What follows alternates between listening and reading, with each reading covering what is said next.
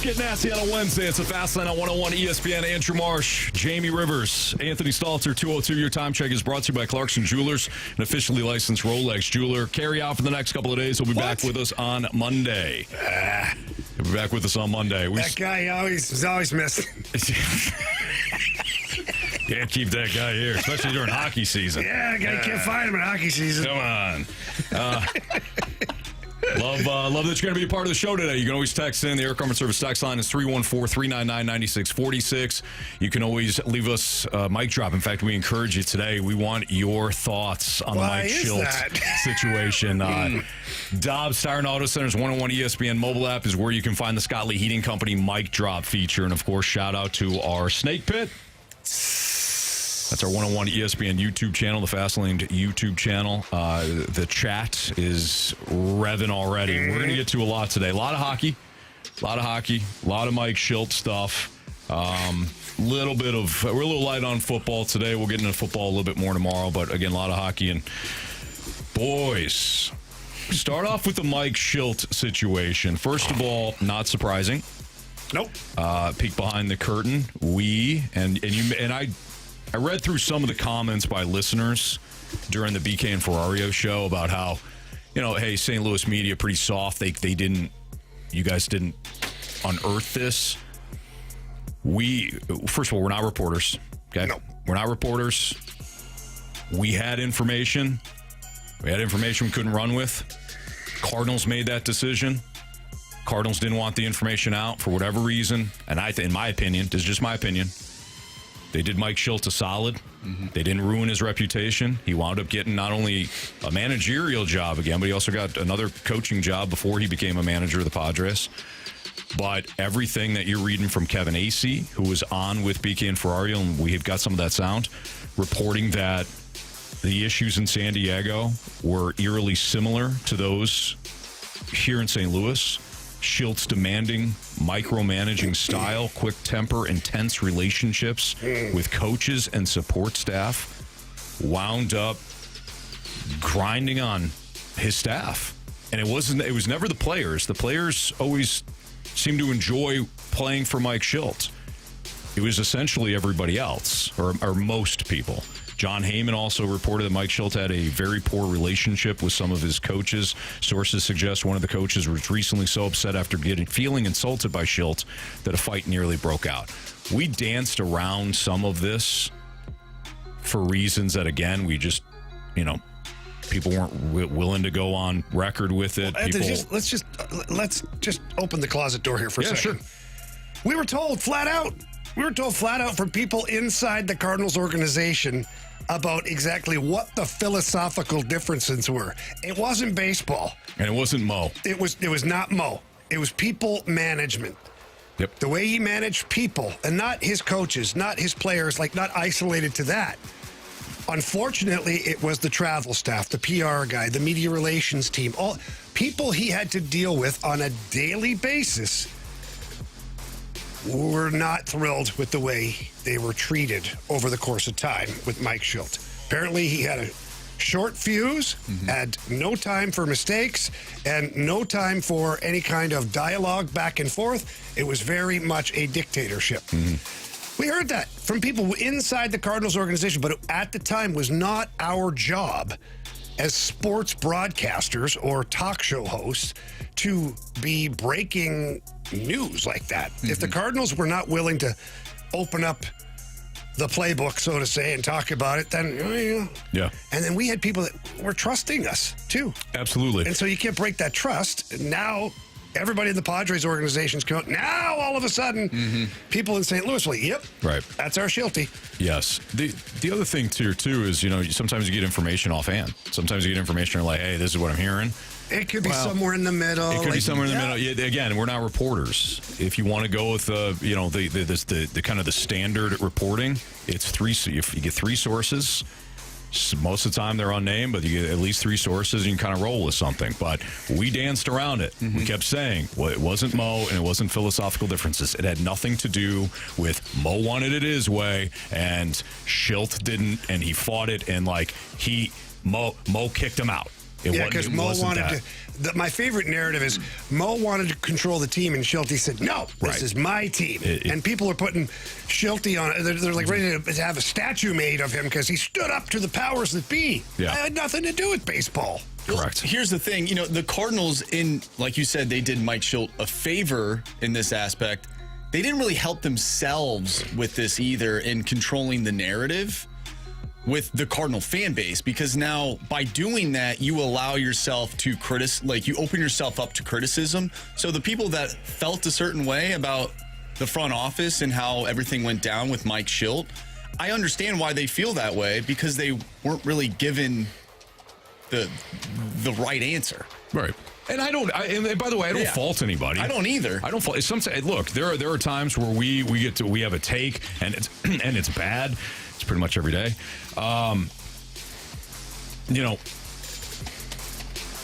We don't have all the information, so I'm not criticizing anybody that did not have the information. That was just going on the fact that Mo hired Mike Matheny at one point. He was inexperienced, but the idea behind it was, he didn't want to work with somebody like Tony La Russa again, and I'm just going to go with somebody inexperienced so I can have more say and all that stuff. There was a bit of a track record there. So again, I'm not faulting anybody that ran with that narrative, but that's all it was. It was a narrative. But it is important when you do get more information to be open-minded to changing said opinion, and that goes with anything. Mm-hmm. In my opinion, because I felt that way when that initially happened, but now that things have sort of came to light, and definitely now, like, my opinion on the situation has definitely changed. Yeah. Darth 007 in the Snake Pit says, soft STL media, bunch of exclamation points. Do you think the NY guys wouldn't have ratted him out? Soft, all caps. I don't know. I have no idea. Who knows? Honestly, it doesn't really matter. You can call us soft. I don't care. The problem is you have to absolutely know. Absolutely nothing. Yeah. Because sometimes when you hear a story from somebody, let's ignore the Shildt side of this. You hear a story from somebody who's been slighted. Mm-hmm. We've all been there. You're getting one version of the story. Correct. It'd be like a couple that breaks up. Yeah. And the guy has his side, the girl has her side. Mm-hmm. Somewhere in the middle is the truth. Mm-hmm. So if I just take, let's say I'm not going to put any bad juju. Person X breaks up with person Y. I appreciate that. Yeah, they're friends of mine. And I'm talking to my guy friend, and he says, "Oh, she's terrible." I can't run with the story. Correct. Because I don't know. I owe her the chance for a rebuttal. Plus, your own reputation's on the line. I mean, if you just hear one side of it and you're done. This reminds me of the Doug Gottlieb thing with Freddie Freeman. Yes. Right. He ran. Yeah, there's so many. You're right. There's so many different examples of somebody running with a story. They didn't have all the facts, information, and we've seen a couple of big names do that. Yes, and their reputation winds up being crushed by it. So if you're in the camp and there's a handful of you that are like you're soft and whatever because you didn't tell the story, that seems like you're entitled. It seems like you're upset that you didn't have the information, and you somehow you think that we're just supposed to ignore what we need to do and give you that information. Okay, first of all, you're right. Second of all, let's get back on topic. So Shildt. Let's talk about Shildt here. So the information comes out about Shildt. Here's Kevin Acee, who covers the Padres for the San Diego Tribune. And one of the things that Beacon Ferrario discussed with Kevin about was on how much was known in San Diego about Shildt's problem with staffers. This is what Kevin Acee said. Well, yeah, the quick one. The Padres, like virtually every major league team, were aware of some of the stuff that had happened in St. Louis and led to the dismissal there. How much was known here? Look, not much. I've been working on this story to some extent for 6 months in terms of, knowing about things, hearing things, talking to people about things, and just going, well, no one's threatening to quit. No one's filed an HR complaint I know of. The team is winning, by the way. The players love them and are responding. So this isn't a story yet. So, then Mike retires. And, there's some certain narratives, and I like to provide context in my stories. And I thought that this story, the time was right for it. But was it well known in the organization? Oh, my gosh, yes. Was it known out in public? No. I mean, it really wasn't. There you have it. This is somebody that is now covering the story that got bits and pieces, but realized there wasn't enough there yet to have the complete story. But as soon as Shildt retired, more people were willing to talk about the situation and move forward. And he's right, too. If you're winning and if the players like it, there's two sides to the story. And I thought Kevin was very fair about the way he was describing things with Mike Shildt, because he said it was complex. Players enjoyed playing for him. He had a standard that most of us want from our leaders, whether that be head coaches or GMs or owners. He demanded a sense of excellence, right? Perfection. Now, how he treated people along the way, obviously, he wore out his welcome in not just one place, but two places. But I thought Kevin Acee, at least from the interview that BK and Ferrario did, he described a situation where it's not just as easy to say, guy's a jerk, he got out. No, he took teams to playoffs, took the Cardinals to the playoffs. He had that incredible run here. The guy did have a knack for winning. He had a much better roster in San Diego and took them to the playoffs, took them to the brink of the World Series a year ago. It's not as easy as to just say, guy's a jerk, everybody got rid of him, done. Mike Keenan won a Stanley Cup, too. There you go. Although he knew nothing about hockey, but that's fine. And it sounds like Mike Shildt is. Shildt knows about baseball. That's not the case. Yeah, he knows baseball. All right, here's Kevin Acee again, BK and Ferrario. If you heard the same things from people in St. Louis. Yeah, and there were people that over the course of the past couple months seemed to be, saying the same thing and seemed to be relieved. I got to say that. And I'm not trying to beat up on Mike. I hope I'm defending him capably as well. But a lot of times these interviews turned into like a support group type of situation. Like, that's honestly what it was like.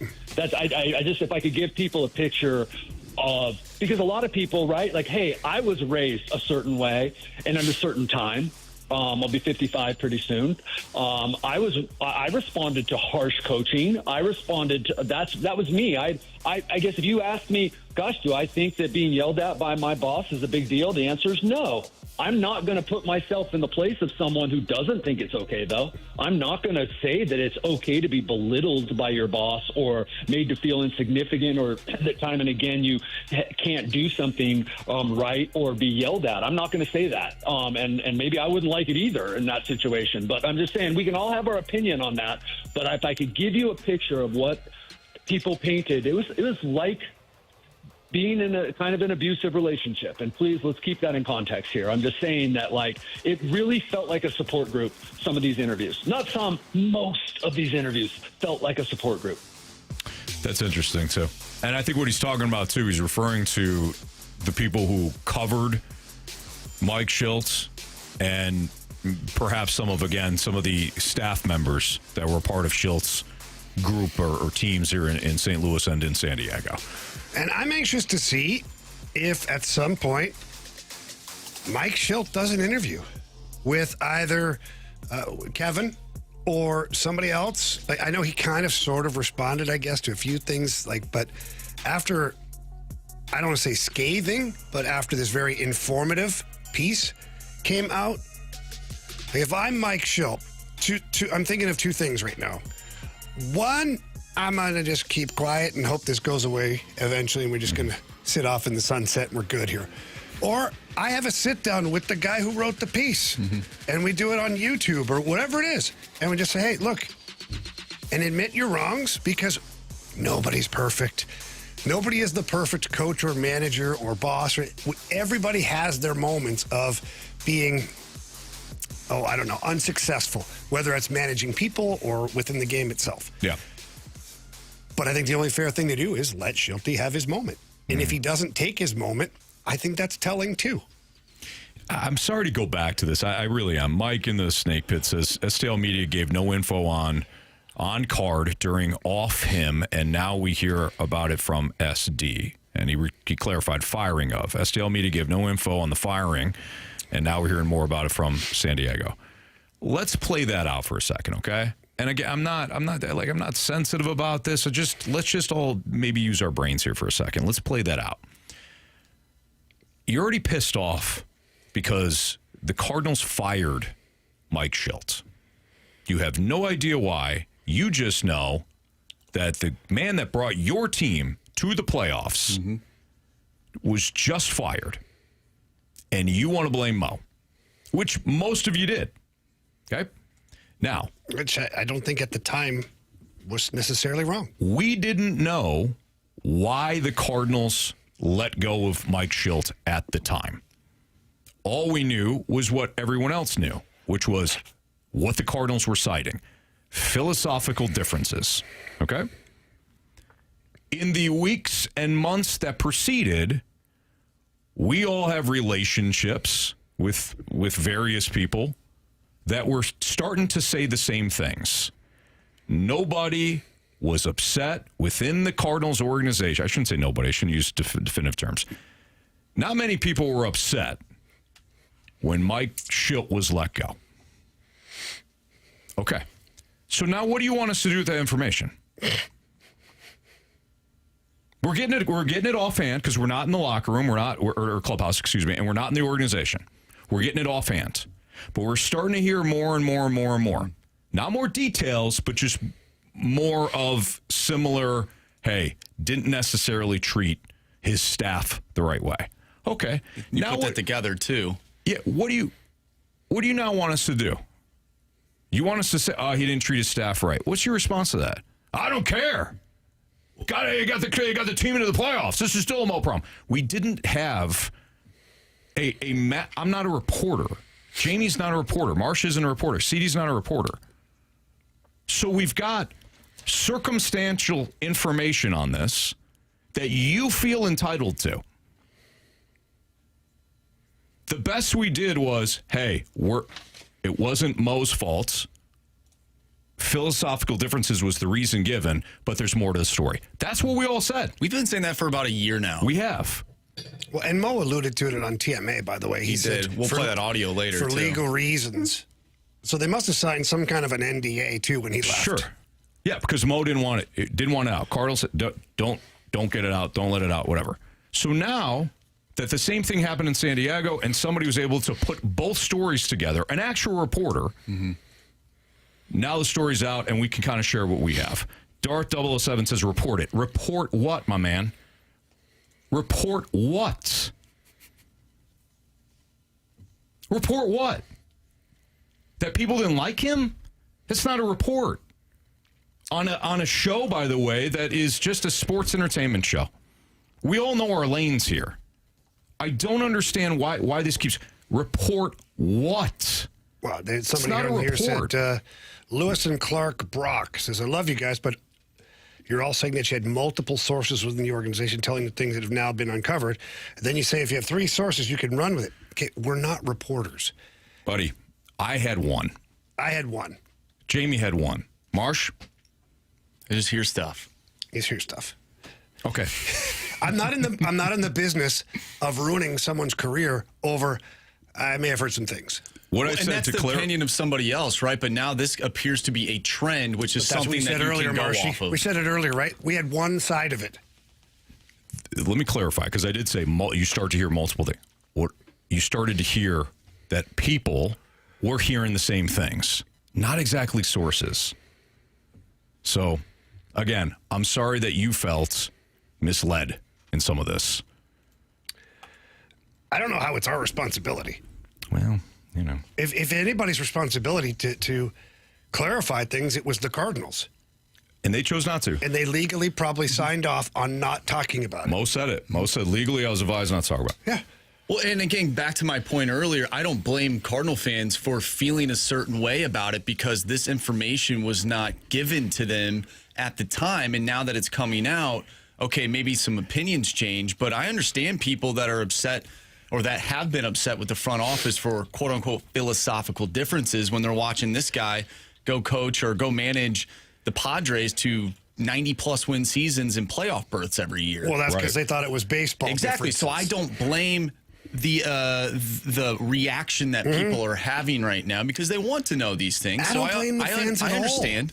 I understand the frustration. Well, this is where I say there's almost an entitlement that comes about. I wanted the information, so you guys had a little bit of it. I deserve to hear it. I'm sorry it doesn't work that way. But anyways, we love you all. We appreciate you all. It's going to be a great day, Anthony. It's going to be a great day. We want to hear from you, too. Send us a mic drop. Leave us a mic drop. If you want to yell at me or Jamie or Marsh or all of us, you can do that, too. And by the way, I just We'll want to take a quick second to thank the wonderful people over at Bayer today. I was over there invited to help out with an event they have over at the campus. Everybody was awesome. Met a lot of people over there that listened to the show and whatnot. So big thank you to them. Well, there you go. All right, let's dive into some blues here. We'll take a break from the Let's keep it going. from the Shildt combo here. What? We'll allow you to Shildt. Shildt combo. Got you.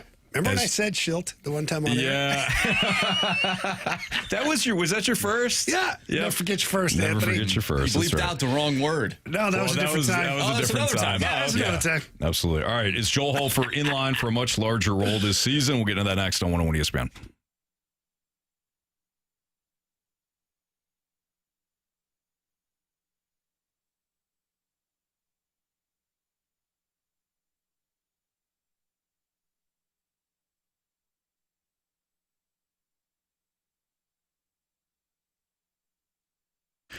All right, football season is in full swing, as you know, and you can play at Underdog, and you can cash in on all of your football takes. Tomorrow night, you got the Thursday night football game between the Bengals and the Steelers, and you can play Underdog right from your home couch, or maybe you go to a bar or you watch at a friend's house. Either way, you can play anywhere in the state of Missouri. Select your entries. You can win a bunch of cash. In fact, if you get all your entries right, you can win up to 5,000 times your cash, and you can pay as little or play for as little as $1. Playing on Underdog is easy. All you have to do is choose whether or not certain players are going to go higher or lower on their stats. So tomorrow night, for example, if you don't think that Aaron Rodgers is going to have to put the ball in the air much against a bad Bengals team, maybe go lower on his passing stats. If you still like Jamar Chase and think he could get into the end zone, go higher on his touchdown total.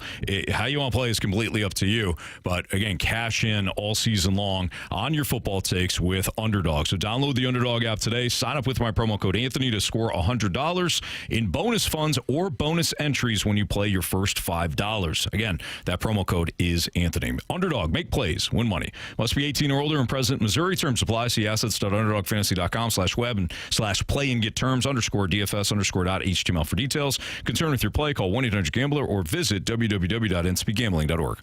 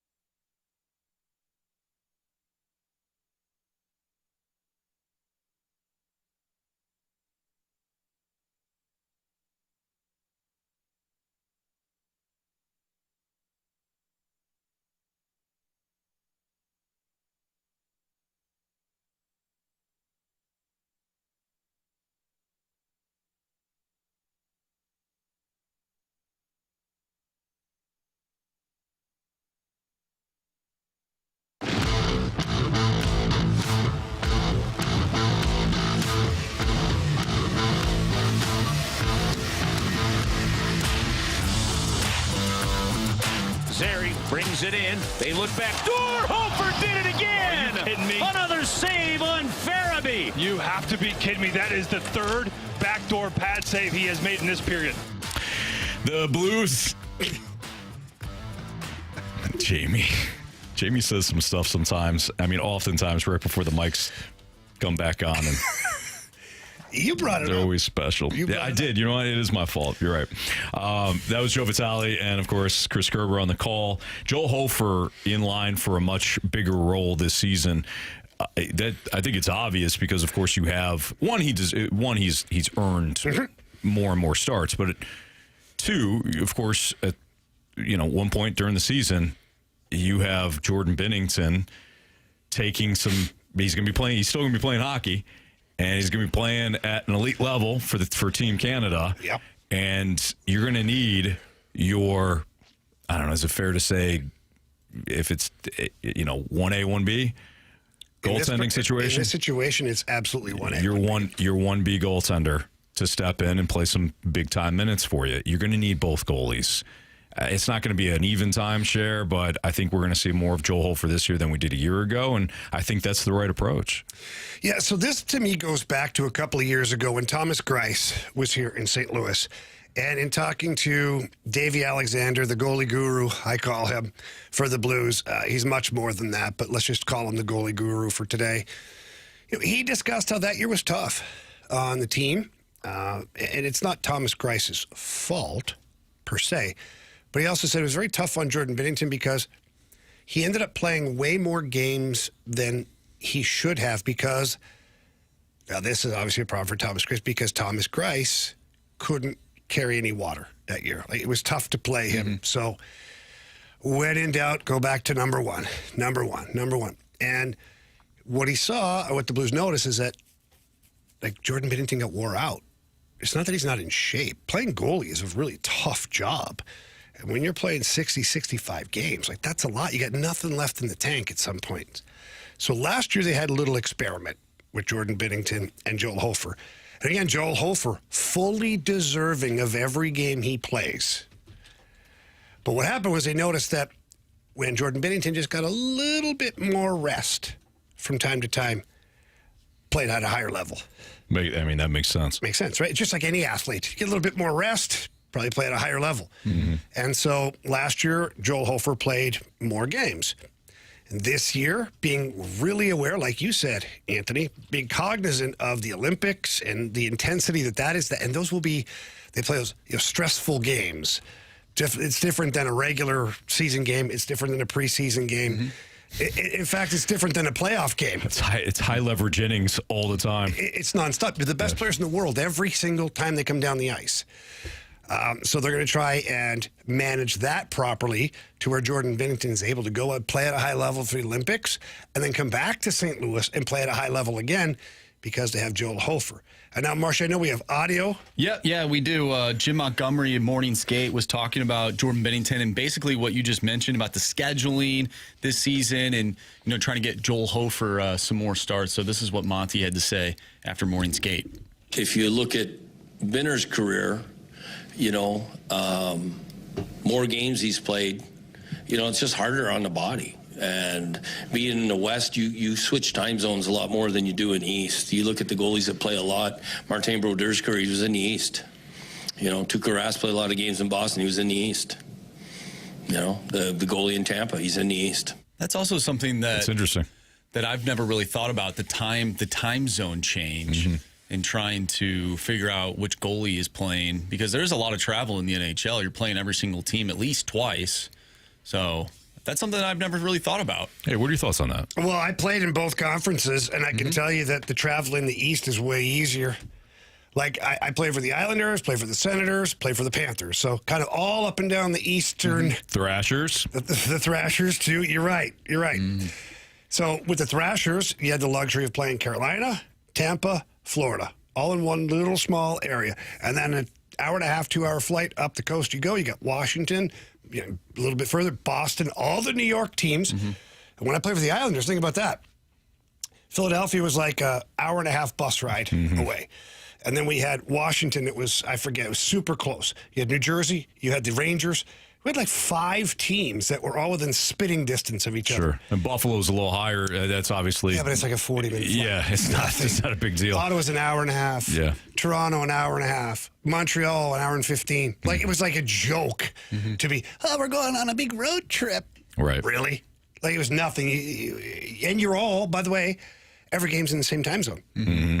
Whereas in the West, and this is why the Red Wings, this is why Mike Ilitch basically threatened the league and said the Red Wings belong in the Eastern Conference because forever they're in the Western Conference, but they were an Eastern Standard Time team.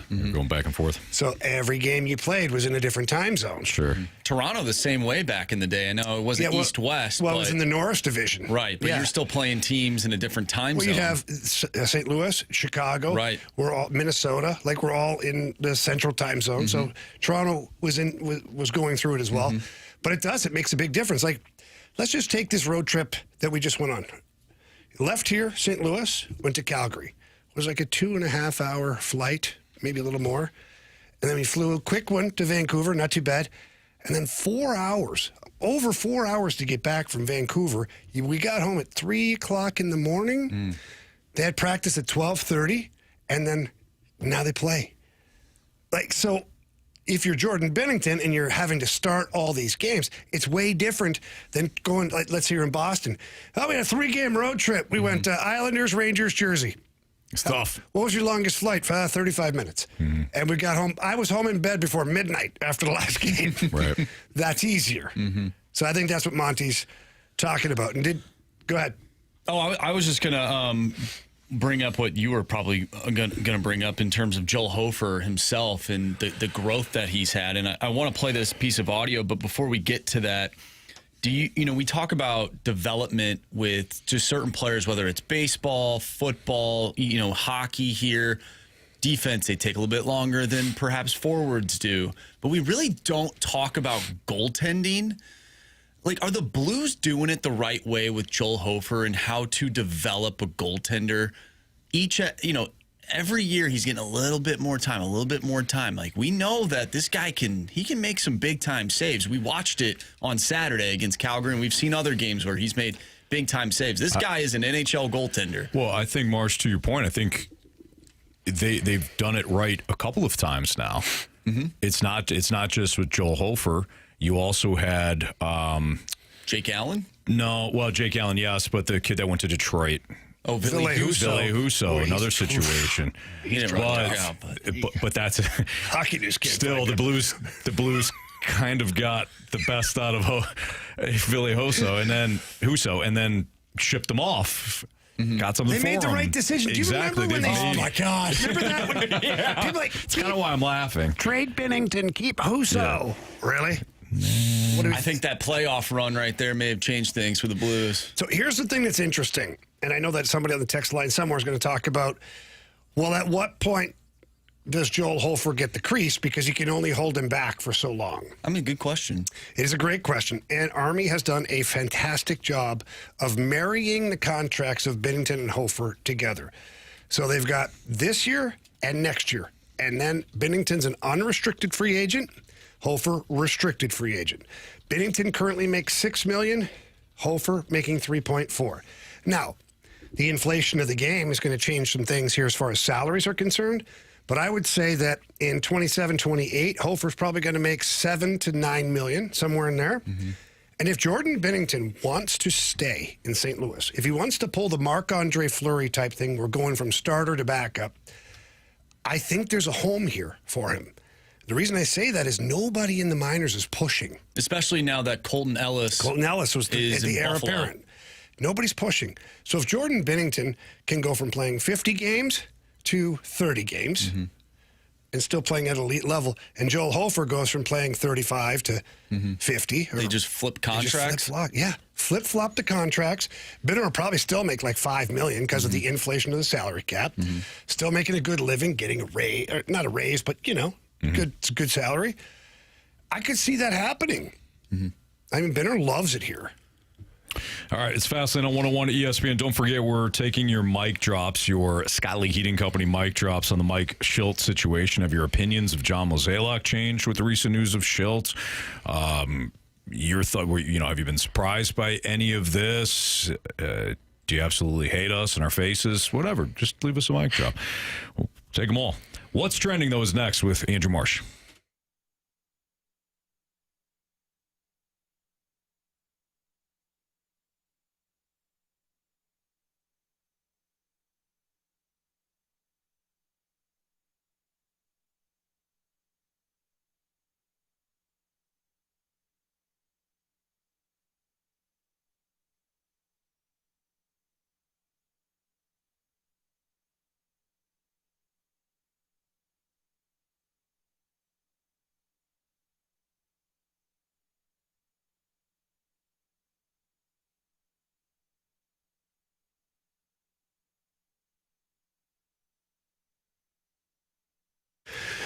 Listen Up St. Louis was talking to Gloria Liu the other day and asking her about the market here in St. Louis. The holidays are right around the corner.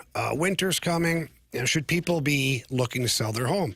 And she said, absolutely. She said, now is actually a fantastic time to sell your home because there's less available on the market, because a lot of people think the same way that I just talked about. I shouldn't list our home.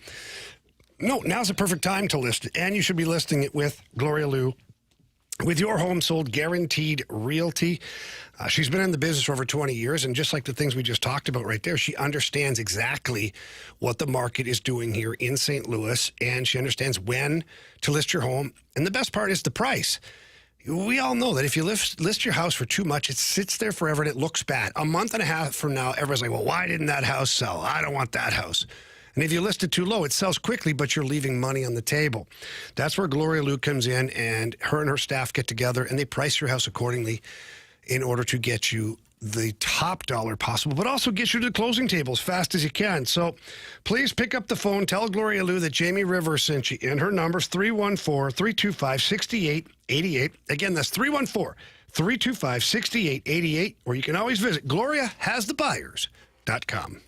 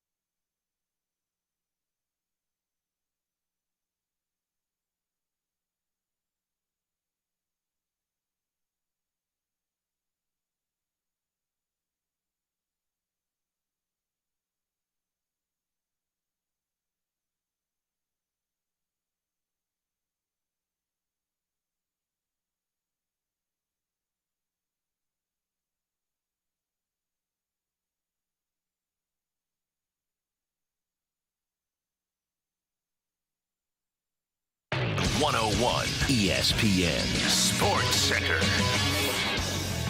I'm Andrew Marsh. It's time for a Sports Center update driven by Johnny Londoff Chevrolet and Johnny Londoff Autoplex. The Blues back in action tonight, taking on the Chicago Blackhawks. Pregame starts at 7:30. Puck drop is at 8:30. We will talk with Joe Vitale at 5 o'clock, so stay tuned for that. But coming up next, we have What's Trending. I'm Andrew Marsh, and the Sports Center update is driven by Johnny Londoff Chevrolet and Johnny Londoff Autoplex. See them at Londoff.com. Chevy, together we drive. Are you kidding me?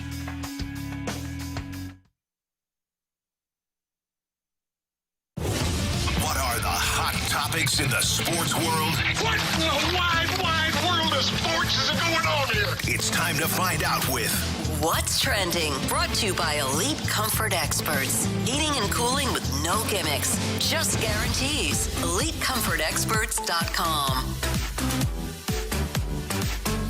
Welcome back to the Fast Lane here on 101 ESPN with Anthony Stalter and Jamie Rivers. I'm Andrew Marsh, and it's time for What's Trending.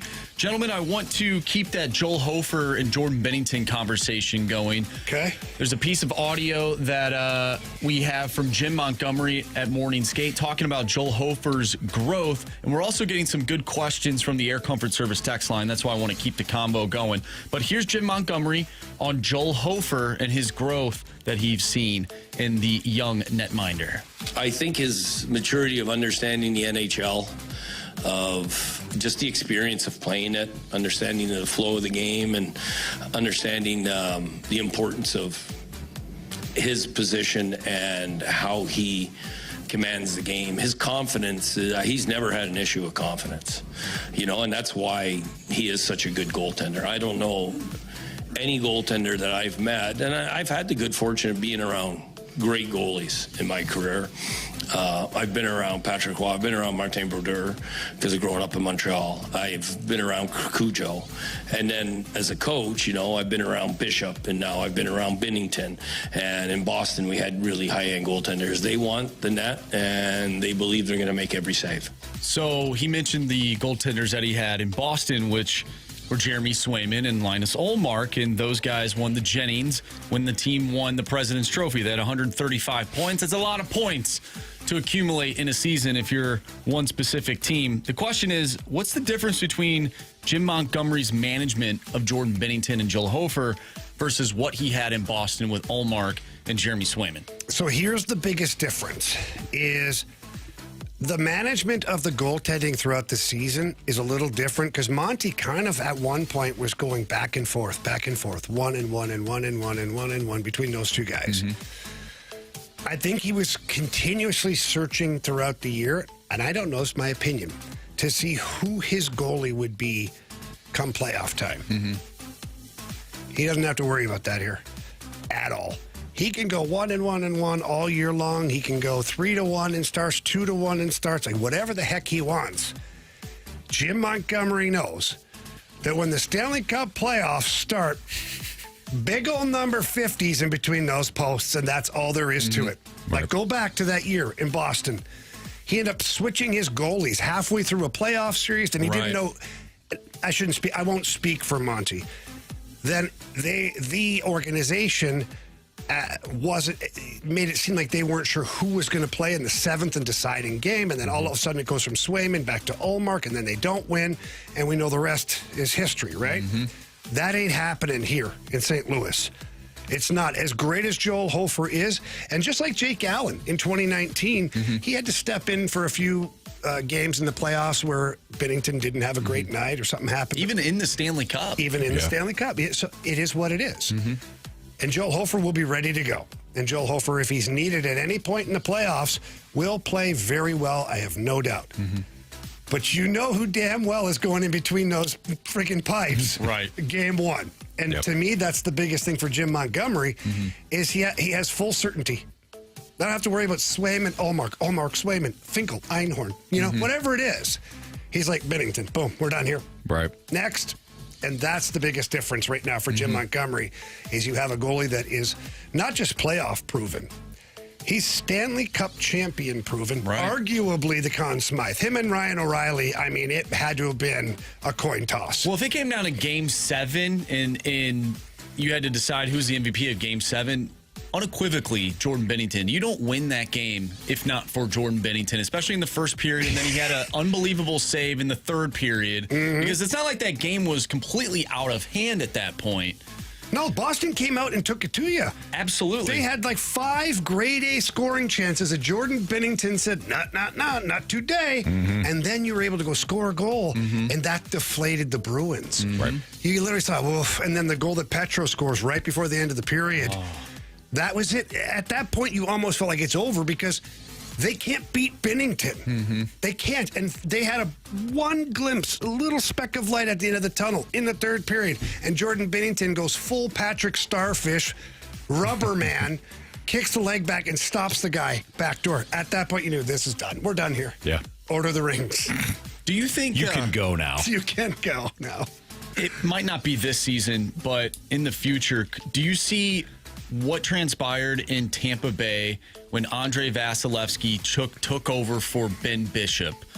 He stepped in during that Stanley Cup run when they took on the Blackhawks in the Stanley Cup, and then the rest was history there. I'm not saying that's going to happen this year. Where did Bishop go? He went to Dallas after that, He went to right? Dallas and was still very good. I wonder how old Ben Bishop was when he went to Dallas. And I'm trying to pull that up here right now because he's 38 years old now. Doing the math and backtrack here. So we're 2025, so 38, so we've been 35, 34, 33, 32, 31-ish, because he went to the Kings first for 7 games that year. So let's say 30, 31 years old, somewhere in that area. Where's Jordan Binnington going to be as far as age?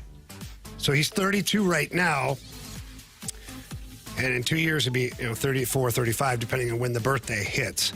So it's close. It's not apples to apples because of the age difference there. But here's the snag. You're going to have to believe that in the off season, and I'm not going to say trade deadline because I expect the Blues to be a playoff team this year, and you're not going to be looking to trade one of your goalies. You're just not. But you'd have to imagine that in the off season, teams are going to be calling left and right for Hofer and Binnington, or Hofer or Binnington, because they both only have 1 year left on their deal. So Blues are going to have to figure out, like, hey, St. Louis, you're going to figure out what you have to do with Hofer, but is Binnington available? And then that's when the discussions are going to have to happen between Army and Binnington's camp of, what are you looking for, man? Yep. And also for Army, what can I get for Binnington? If that's the road they travel. What?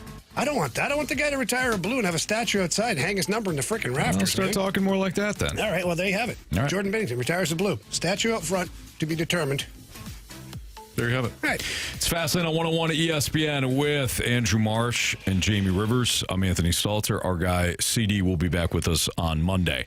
So the Dodgers have taken a 2-0 series lead over the Brewers in the NLCS, and now they go back out to or not back out, but they go to L.A.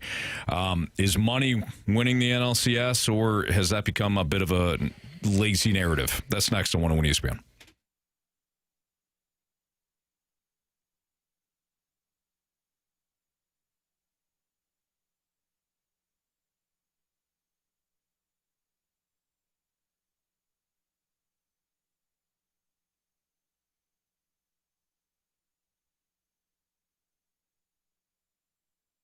Well, if you're looking to remodel anything in your home, specifically kitchen, bathroom, or outdoor living space, you absolutely must call my friends over at E&B Granite.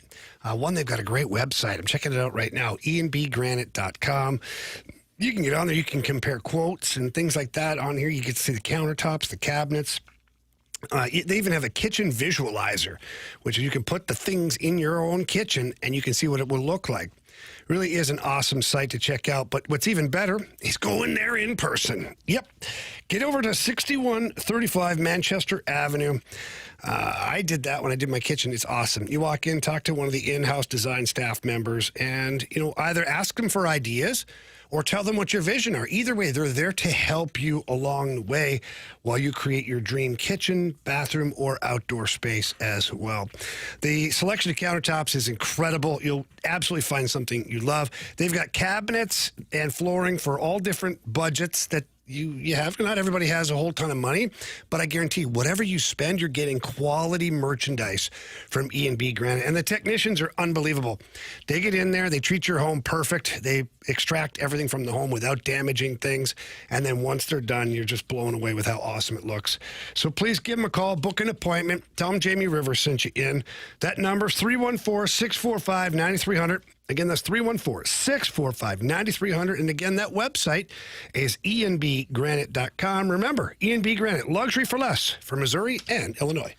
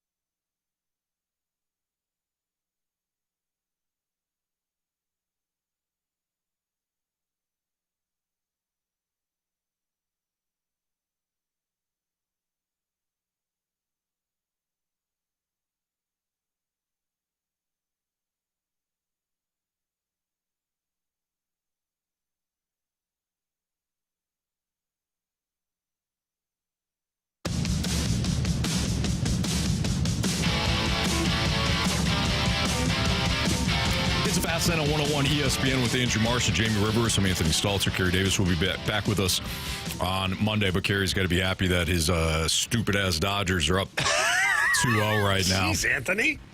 Am I wrong? That's aggressive. Am I wrong? No, you're not wrong. Thank you. I can't say you're wrong. Boy, Yamamoto somehow was even better than Blake Snell was the night before. He goes the distance last night. He gave up the home run to Jackson Chourio. Go the distance. In the bottom of the first. In fact, it was the first hitter. So Chourio leads off, hits a home run off Yamamoto, and then he only needs 110 more pitches to throw a complete game. Three-hitter. The only run allowed was the Chourio home run. He strikes out 7.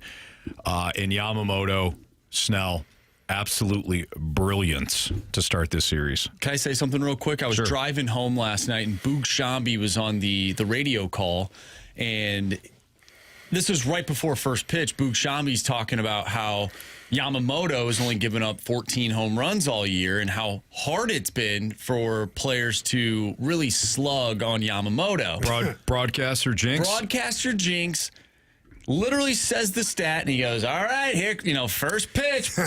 Boom, gone. And I go, oh, broadcaster's jinx. Son of a... It's a thing. Yeah. And then Yamamoto settled in because, well, the Dodgers paid him a lot of money, and he's a really good pitcher, apparently. Despite never playing in baseball 2 years ago, Anthony, they gave him a huge contract, and it's paying off. Guys, They knew. I guess there's something that I found out, especially in the last couple days, last 3-4 days, about... This seems serious. Yeah, about Major League Baseball.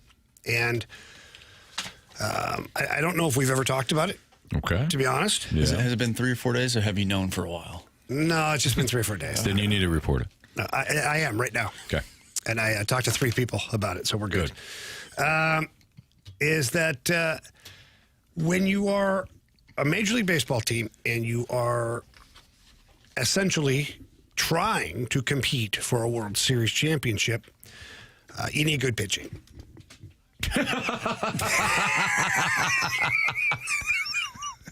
Who knew? I just thought about it. Who knew? After Blake Snell, I was like, man, pitching's kind of important. And then last night I go, yep, there it is. I couldn't wait to talk about it today. It's like, I mean, when you have good pitching, your odds are way better. Jamie, you have said some things on these airwaves that have been damn near brilliant. That may be the most brilliant take I have ever heard, not only from you, just from anyone, because you're right. So what I came up with from that discovery was that, quite honestly, the Cardinals just need to go out and get a couple of guys like Snell and Yamamoto. And they'd be fine, right? They're good. Yeah, so that kind of leads me to our next point, or transition here. Is money winning the NLCS, or is it a lazy narrative? Quite frankly, I think it's both. And I love to pile on the Dodgers. I'll be the first one to do it. And I'll use hyperbole and nonsense and all that stuff. But you can't deny the fact that they spend a truckload of money. They outspend teams. Shohei Ohtani, they throw a bunch of money at him, and it's deferred and all that stuff. There's no question that money plays a huge factor in what the Dodgers can do. I mean, Shohei has been awful.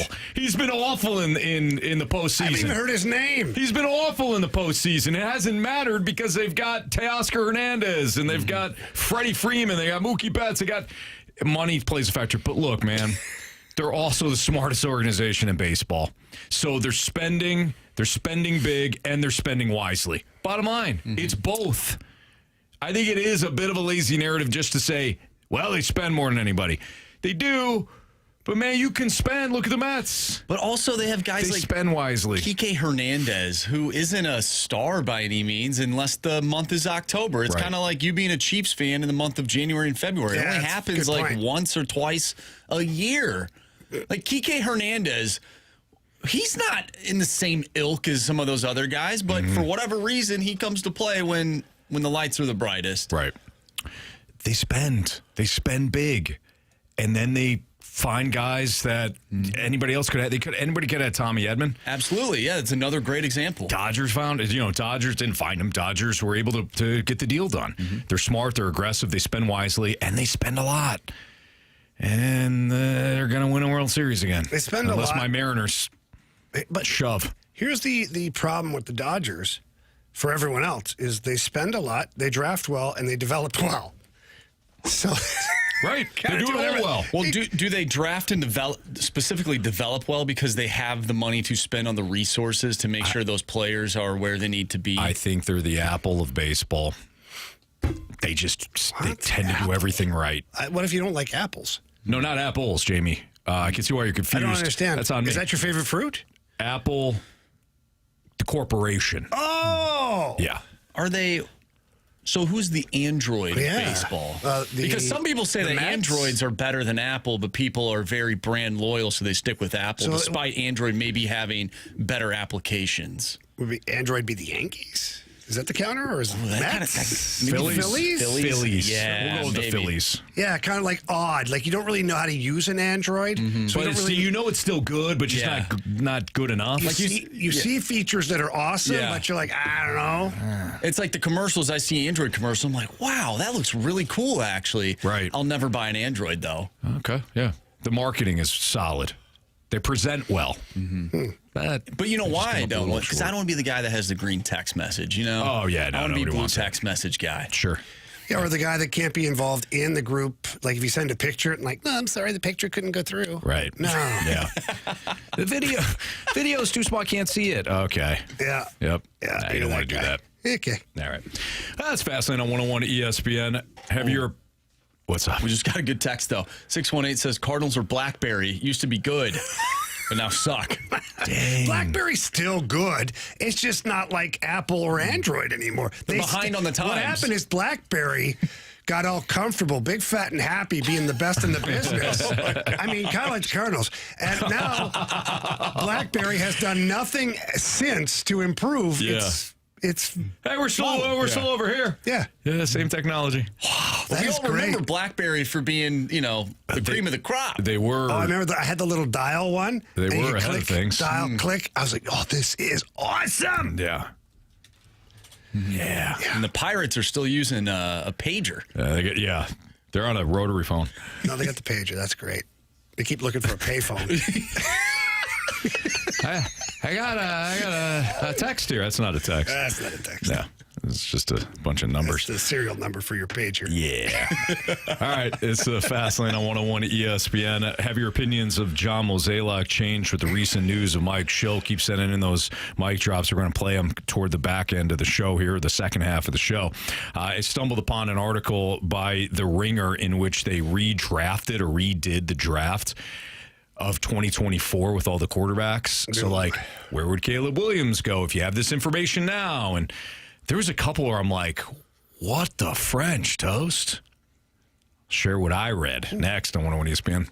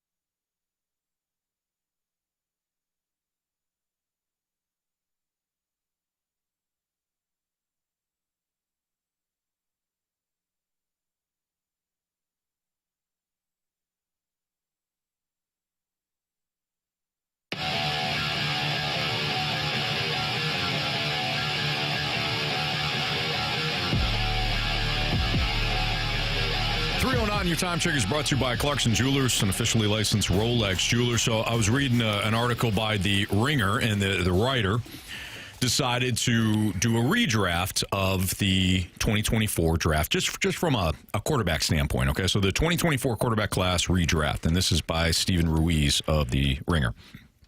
And he said, first, for transparency, here's how I stacked the 7 quarterbacks before the 2024 draft and the point in the draft where I would have taken them. This guy would have taken Caleb Williams 1, Drake May 2, both in the top 5. Jaden Daniels would be his 3rd quarterback. Again, this is before the draft. And he would be in the top 10. Spencer Rattler, he had going in the late 1st round as his 4th QB. He had Marsh's guy, J.J. McCarthy, early in the 2nd round as his 5th guy. Michael Penix Jr., a late 2nd round pick, was his 6th quarterback. And Bo Nix, a late 2nd round pick, which is his 7th. So, again, this is before the draft for transparency. And the reason why I wrote this is because this draft class looks pretty good. It's early, but it looks pretty good. This was a couple of things that stood out. Number one, he has Drake May going first to the Bears. I don't think I would have done it. I would have gone with Jaden Daniels.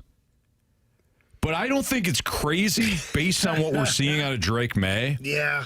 To have Drake May be the pick here instead of Caleb Williams or Jaden Daniels. So looking at this, I've got it pulled up here.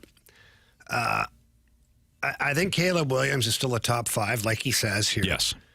I think Jaden Daniels, based upon what you've seen and what you think the ceiling could be, probably should have went first. Because Drake May, as good as he's a dog, Drake May reminds me of Baker Mayfield, to where he's got talent, but he's a dog too. He'll run for 5 yards. He'll run through a guy. He'll do whatever it takes to get the ball down the field. Whereas Jaden Daniels doesn't necessarily have to do some of the caveman stuff because he's just so talented. Yes, he is. So I would say, for me, it would have been Jaden Daniels 1, based on what we know now, Drake May 2, and then work your way down from there. And I still think Caleb Williams, whether you have him 2 or 3 or 1, Caleb Williams still, we're starting to see, and I didn't think he had a horrible rookie year.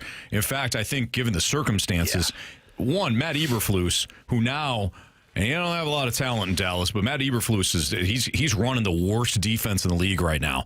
That was Caleb Williams' introduction to the NFL last year. Caleb Williams, in other words, didn't have a lot of help. Now, I don't know if some of the stories that have come out are true or not about him and his development and all that. Pushing that aside, Caleb Williams, you're seeing the potential under Ben Johnson. He's got a live arm. He moves well. The mobility's there. He can throw an absolute rocket in between, a couple of defenders on a dime, and he can also sail it, 600 feet over the guy's head. There's still some development there. Should have been standing there.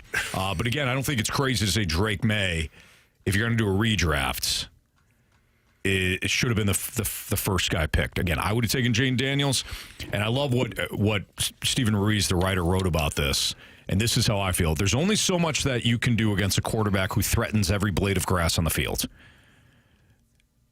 Yeah. That's Lamar Jackson. It's Lamar. It's Patrick Mahomes. You have to defend every blade of grass when facing Jaden Daniels, who also has, I don't think he's, when it's all said and done, I don't know if he's going to be Lamar from a passing standpoint, but he looks close. Like, Lamar has developed into a really good passing quarterback. He's not just a mobile guy. He's a dual threat. Here's where I think things go a little sideways for the writer. 10th pick, and Marsh, I'm interested in your thoughts here. 10th pick, he has your Minnesota Vikings selecting, and we know J.J. McCarthy was the actual pick. Do you know who Stephen Ruiz had slated to the Vikings with the 10th pick in this redraft? I would hope it would be an offensive lineman. No. He just did the quarterbacks. Oh, just the quarterback. Just did the quarterbacks. Oh, boy. So, again, Caleb Williams is off the board in this situation. So is Drake May. So is Jaden Daniels. And we already know that Michael Penix is a late second. J.J. McCarthy is... Well, it's a redo based on what we know now. So... It's not, yeah. I'm trying to think who would be. So your options would be Bo Nix, J.J. McCarthy, Michael Penix, Spencer Rattler, and did I say J.J. McCarthy? Yeah. Yeah. Spencer Rattler, J.J. McCarthy, Michael Penix, and Bo Nix. Those are your choices here, Marsh. He's got Minnesota taking one of those guys. I think that they were kind of high on Michael Penix Jr., and that's why the Falcons ended up jumping up and getting him. He's got Spencer Rattler. Oh, God. Oh, what? No. I didn't dive that far into the deal. Okay. 10th pick to the Minnesota Vikings, Spencer Rattler. Oh, Marshy, look how good you guys could have been. I don't think Spencer Rattler has been as bad as I thought he was going to be. There's no way in hell. No. He's going over the other guys. No. That's really where he's lost some credibility here. I don't like that. I mean, he's got a live arm and all that stuff, and he talks about the pre-draft issues where there was a Netflix documentary that followed Spencer Rattler in high school, and like that kind of he came off as arrogant and all that. Yeah. And that followed him in the draft, right? It's one of the reasons why he dropped to the 5th. I don't think he's a 5th round pick. Well, and he lost 10th? he lost his job at Oklahoma. 10th overall? If you're going to redo this? Oh, Marshy, I would have loved to have seen you. Oh, I would have been in shambles that evening. Rattler's not bad. This isn't this, but 10th? No, yeah, I don't agree with that. I also we watched J.J. McCarthy play 2 games, and he was not good for 7 of the 8 quarters that he played. I would say he still has only played 2 games. Yeah, and I know he's been injured, but we got to give him at least a little bit of time. And we were here to crush Caleb Williams, and we have. And I think Caleb Williams, as you said, you think that under Ben Johnson he can be better, and we've seen Caleb Williams get better over time. I think that J.J. McCarthy is going to be fine. It just might take a little bit. I've said this, which unfortunately does not line up with where the Vikings are right now in terms of their winning window. I've said this multiple times. I think Caleb Williams is going to have a big second half. I said it's going to be bumpy in the first half. Second half is going to be much better. I think things come together, and I already think he's ahead of it. All right, we'll move quickly here. 12th pick, he still has Bo Nix going to the Broncos. The 13th pick, he has the Raiders taking Michael Penix. Oh, okay. Yeah. And then the 35th pick, since Cousins was around and all that, the Falcons take J.J. McCarthy, which I'd rather. No, this isn't I like Michael Penix. I've always liked Penix dating back to Indiana, so it's not a J.J. McCarthy slam, but when I saw that, I didn't love it. This is a completely random, still football question. I hated it, Jamie. I hated it. This has nothing to do with the 2024 redraft, but there's a player that I feel like could be a good quarterback in this league, potentially, that just probably won't really see the field because the team that he plays for, they already have the guy in place. But what do you think about Joe Milton? That guy can throw New England? the foot. No, he plays for Dallas now. Oh, that's right. He went to Dallas. He started in New England. Does he know where it's going? Not really. But he does. He's got a live He's got arm. a cannon of an arm. I would love to see that guy get some time, man. Yeah. There's something about him, and he can really sling the football around. And if you can hone on and some of the other skills, he could. I feel like he could be a good quarterback in this league, but I don't know if he'll ever get the chance. He might not. Because Drake May, going back to the Drake May conversation, right? Obviously, he's the guy in New England. And down Dak. Who knows? Maybe a team will take a shot on him that is desperate for a quarterback. I've always been fascinated by him. By the way, real quick. So in this scenario, we know that Kirk Cousins fell apart last year, right? His whole game fell apart. So they'd have J.J. McCarthy instead of Michael Penix. No thanks. You would literally have no thank you. 2 Kirk Cousins on your team? Wow. Exactly. In terms of game manager. Marshall, and mobility. Your guy. Well, no, he does. No, he doesn't. You know why, Anthony? Why? Because it's great to be a Michigan Wolverine. It's great to be a Michigan Wolverine. It's great to be a Michigan Wolverine. Come on, Jamie, next time join in. I did. He didn't go to college, though. I didn't go to college. I don't know what all this college stuff is about. You went to Michigan, though. I did go to Michigan. You were at the Big House. You and I were there together. Notre Dame. Yes. Yeah, he's also been to Georgia Tech. He's been to Mizzou a few times. That doesn't mean he knows everything about the school and the rivalries, as we've established. That's what other people have. I don't even remember who Georgia Tech played. That's awesome. No idea. It was in Atlanta, though? It was, yeah. Great stadium, I think. In quote, I was blind drunk. Yeah. That's I remember hilarious. that parking lot was fantastic. Like, the tailgating was sensational. By the time we got to the game, I don't even know. Like, I have no idea. All right, let's see here. Should we be concerned about Kyrou and Holloway's lack of scoring? I say no, but Jamie's often disagreed with me on points like the Blues. So let's see if he does. We'll find out. Next on 101 ESPN.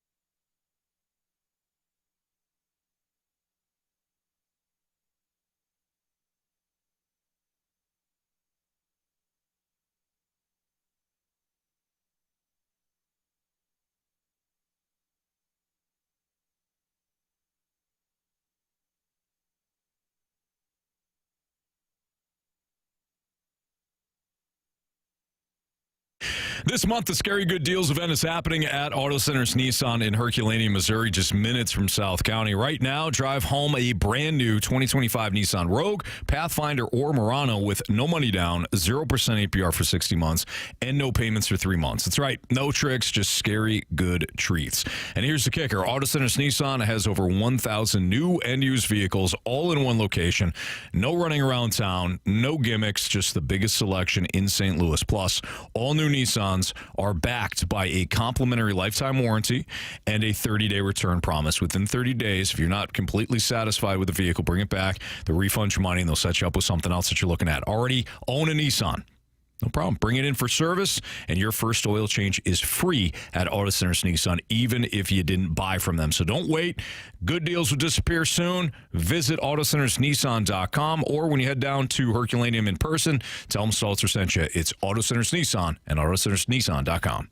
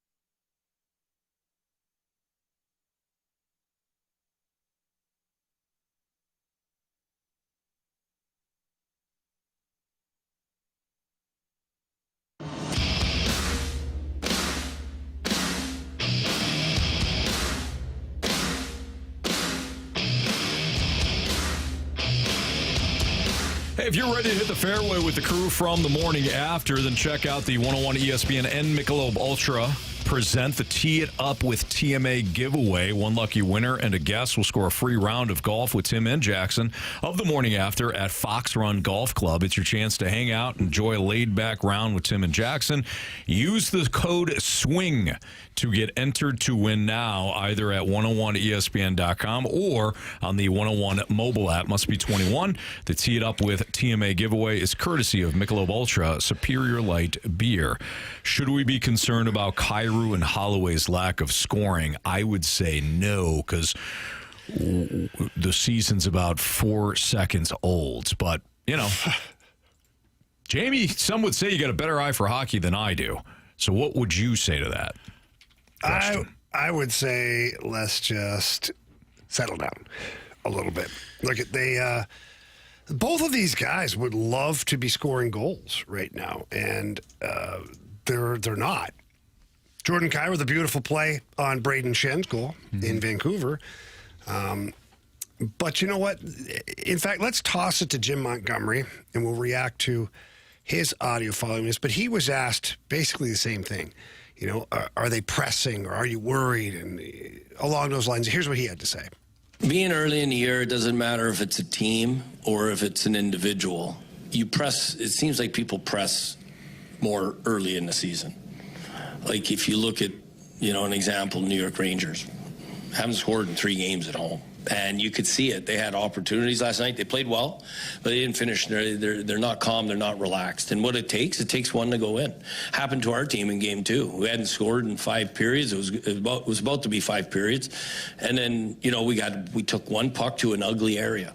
And then all of a sudden our team relaxed. We started playing hockey. And that's going to happen for those 2 individuals. They're too talented. Their second and third effort is what I talk to them about, is that if their effort on the puck and being relentless and tenacious on pucks. Same thing I said to Snuggerud before the Vancouver game, just go out and play. We get to play a game for a living. Go out and enjoy it.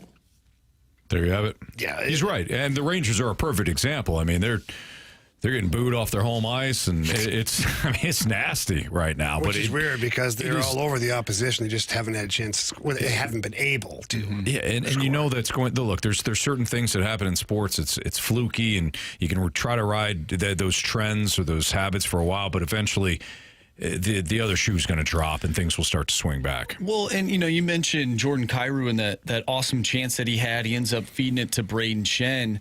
There's things that players do on the ice that don't show up on the stat sheet, where you look at their play and you're like, man, that guy, he had a really good game, had a lot of chances, he was making plays out there. Just because he didn't score in said game or hasn't scored yet doesn't mean that he's not giving his line mates and his teammates opportunities for their own offense. Sure. Braden Shen scores. I think we would all be okay with that because the Blues are winning and they're scoring goals, and Jordan Kyrou and Dylan Holloway are part of that. Dylan Holloway, the way that he plays the game, extends shifts. It's little things like that don't show up on the stat sheet that go a long way throughout 60 minutes of play. And I have a feeling maybe both of these guys could score tonight because they're not playing a great team. And those 2 guys have the ability to put the puck in the back of the net. And because we're talking about it, I just have a funny feeling that both of them might score tonight. Well, we see. So we already know where Marsh is leading. The storylines. He loves the storylines. Mm-hmm. Here's what I'm going to say about this situation right now is, if you're Jim Montgomery, the number one thing you want out of these 2 players is that they're playing the game the right way. Mm-hmm. And what's the one thing that Blues fans have complained about? Well, Kyrou is no good defensively and blah, blah, blah, blah, blah, all that stuff, right? Yeah. Jordan Kyrou has been very good defensively. He was much better last year, noticeably better. And so far this season, he's been great. 2 block shots, 2 big block shots. You don't see that often out of Jordan Kyrou. And Dylan Holloway playing the game the right way as well. And the more often you play the game the right way, the more often you're going to get opportunities to score goals. Yeah. And so we're 3 games into the season. There's plenty of time for them both to score 30-plus goals. Mm-hmm. I just pumped the brakes a little bit here. I think that here's the thing with them. With their speed and their ability, they're automatically going to get opportunities. And tonight, to Marshy's point, could be a night where both of them have a major impact on the game. I would expect guys with lots of speed and skill tonight to be successful. and some games they're not. Sometimes it's in the trenches. Tonight, I think against this Blackhawks team is going to be a little more wide open, which means tighter defensively for the Blues. If you're tighter defensively, it creates more offense for your horses to go. And I agree with Marsh. I think tonight could be a really good night for Holloway and Kyrou. And if they both score tonight, or one gets 2 goals and the other one gets 2 assists, we're not talking about this tomorrow. We're celebrating this tomorrow. Absolutely. All right, it's Fastlane on 101 ESPN. Sports Six-Pack, Part 1 is next. 314-399-9646 is the Air Comfort Service text line. So you got a question, send it in. Sports Six-Pack, Part 1, next.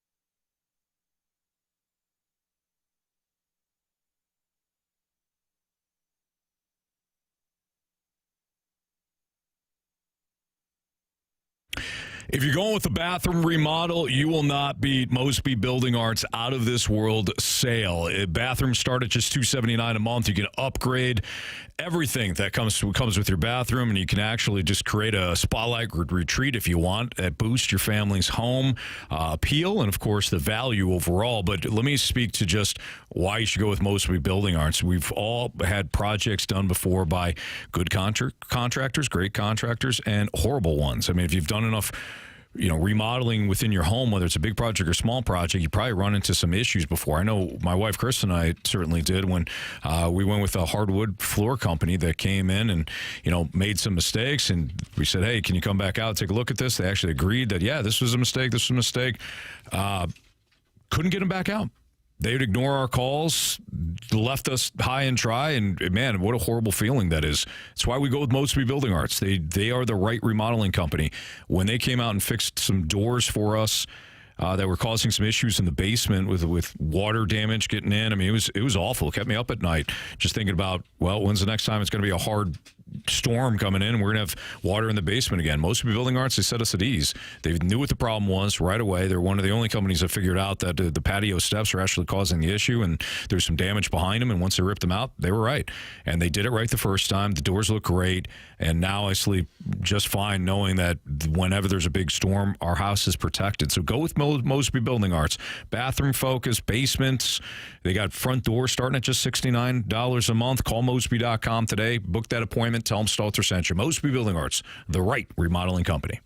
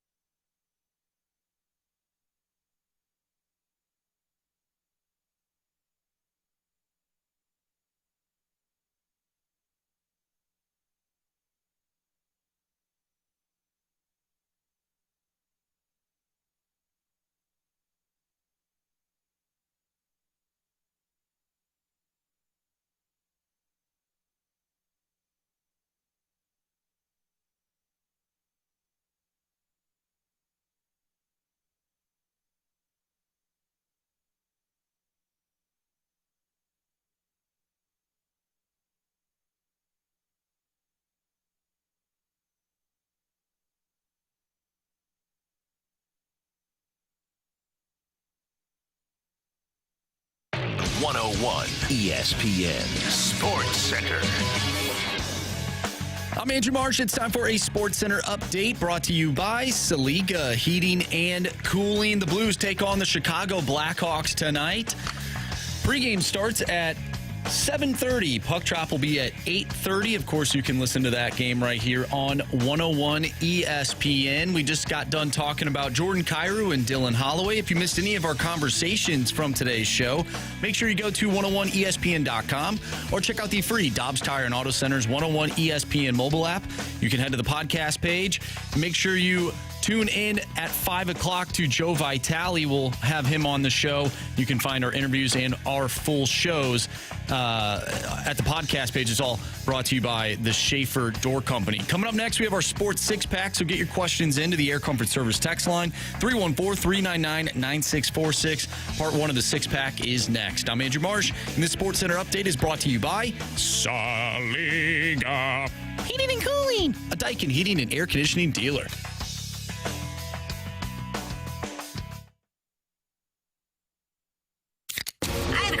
It's time for the Fast Lane to answer your sports questions. I want to ask you a bunch of questions, and I want to have them answered immediately. Asking me all these weird questions. Answer the question. Answer the question. Answer me! Refreshed by Urban Chestnut. Urban Chestnut's Swickle Light Premium Light Beer. Live your lifestyle, St. Louis.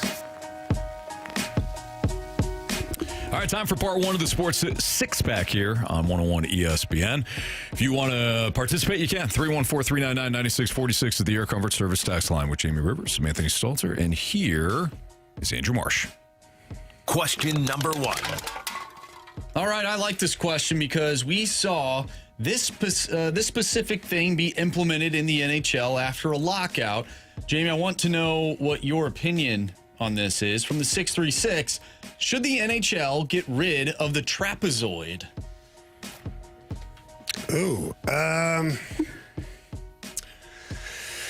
no, I think you just leave it the way it is. And the reason I'll say that is I think it puts more of an emphasis on goalies to play the puck better. Like, let's just go back to before the trapezoid. Every time you played the New Jersey Devils, or the Colorado Avalanche, or the Dallas Stars, or a team where they had a good, like a goalie that could handle the puck. So Marty Brodeur would skate to the corner and snap it up tape to tape to a defenseman. How do you get a forecheck going? You can't. And we talk about Joel Hofer and Jordan Binnington right now. They are trapped, per se, or limited to just the trapezoid. And those two kill forechecks. And they're not allowed to go outside the trapezoid. So imagine how Marty Turco, Ed Belfour, Patrick Waugh, Martin Brodeur, they just destroyed forechecks because even if you soft chip it in the corner, they 2 strides are over there playing the puck. So I see why the NHL did it, and I don't hate it. Because now, if you're a team and you're smart enough, you can cross corner dump or a soft chip into the corner and still be able to initiate your forecheck because the goalie can't go get it. And in today's game, it's hard enough sometimes to score goals. The game's pretty tight. It's quick. Teams are defending. I say leave it in there. At first, I hated it because as a defenseman, you get murdered sometimes. But now, for the sake of the game and continuing to generate scoring opportunities, leave it in there. I'm biased because our goaltender, in my opinion, is the best at playing pucks. I would love for him to be able to go outside the trapezoid. That's just my opinion. Well, I would absolutely hate it for other teams. Think about that, right? Like, you're the Minnesota Wild or you're the Florida Panthers. Like, that's a bad example because they're a hell of a team. But your whole game is based upon your forecheck. Right. And you can't forecheck. Again, I love it for us. Yeah, no, I absolutely love it. Yeah, it's tough. Question number 2. All right, the water boy wants to know, Anthony, when you're at your kid's game, when you're at a sporting event for your child, what is or what was your go-to snack at the concession stand? Or do you have time to go to concession stand? Because I know you're dialed in. Oh, no, coaching. You watch the baseball, don't you, softball? Yeah, baseball. I coach Madeline softball. I will coach Killian's baseball again, and I coach his flag football. But soccer, I do not.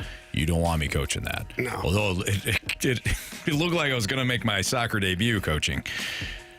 You know I coach soccer. Well, you're going to be there with me on Saturday. The group text got sent out. Said, hey, head coach going to be out of town. The assistant coach, he had to work or something like that. Can anybody step up? I read the thing wrong because I've helped out on the sidelines before, keep the kids, hey, man, let's make sure we're paying attention, hustling on and off the field, whatever.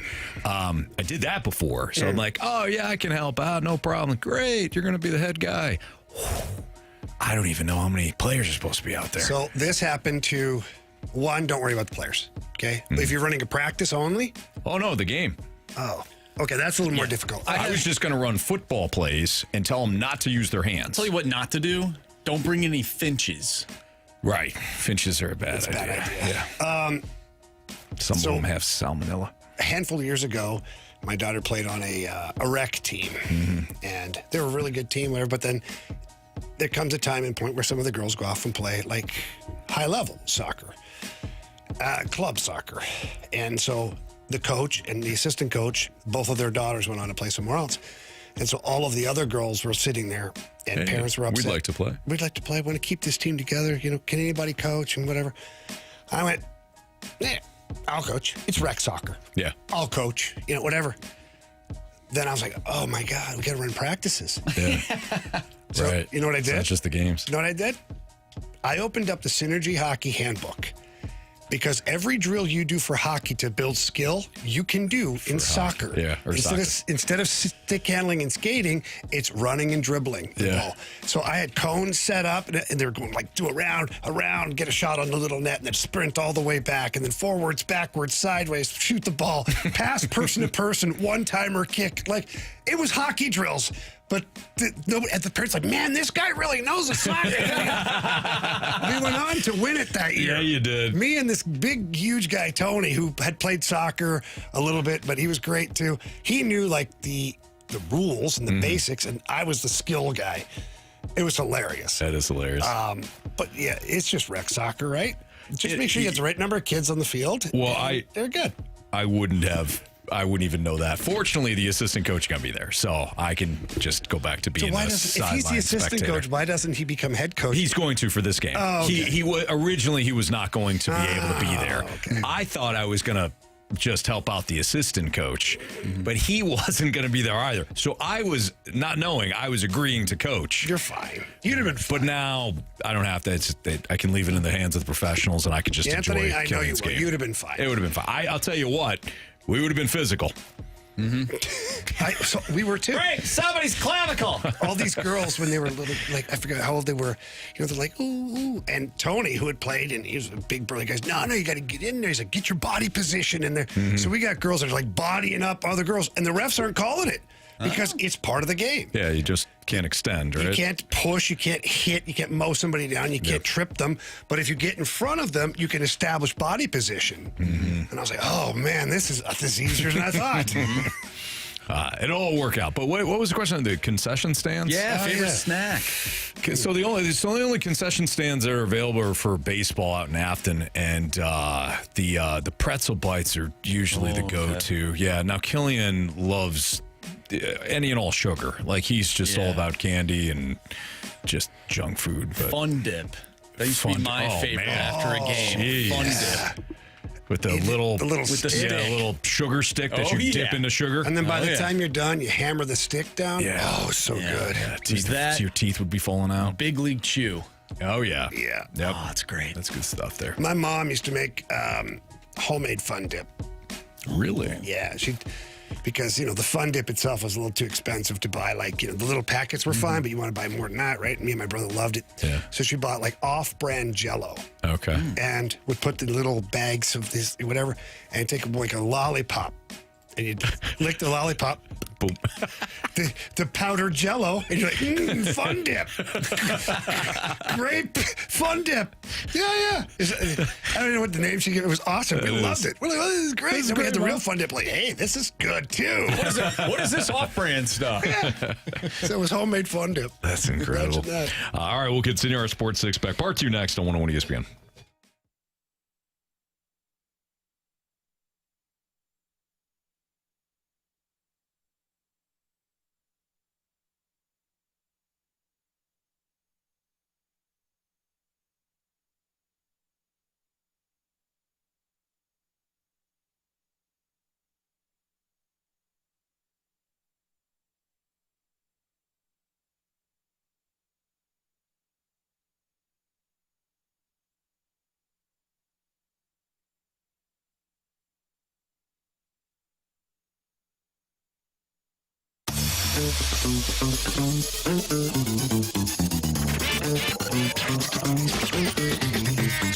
Buying a car should be fun, right? You should be excited. You're getting a brand new vehicle, whatever it is, whether it's an SUV, a pickup truck, a car, a Jeep. All of that should be, man, this is great. But sometimes it's not fun. Sometimes it feels stressful and things like that. Don't do that. Head over to Landau Chevrolet. They make it fun to buy vehicles, and they don't stress you out. Show up at the lot, whether it's the original location in Florida, Missouri, or the brand new Landau Autoplex out in St. Peter's. Walk in, kind of tell them what you're looking for. Give them your budget. There's no haggling. They're going to find you the best vehicle possible, and they're going to make sure that you save as much money as you possibly can. And if you have a trade-in, for that matter, they're going to guarantee you the best price available. And it's not like some rebate or some deal. No, it's straight cash for your car, putting towards your brand new vehicle. And that's how Landau Chevrolet does it over there. That's why I've been a customer for over 25 years. That's why my kids are customers, my girlfriend, anybody I know, I try to get them into Landau Chevrolet because Johnny Landau and Jim Saffo do an incredible job over there. And they're going to make sure that you're happy and satisfied when you leave the lot. So please, again, visit either lot. Tell them Jamie Rivers sent you in. They're all great friends of mine. But if you can't get in there in person, get there online. Visit Landau.com or LandauAutoplex.com. Are you kidding me? Johnny Landau Chevrolet.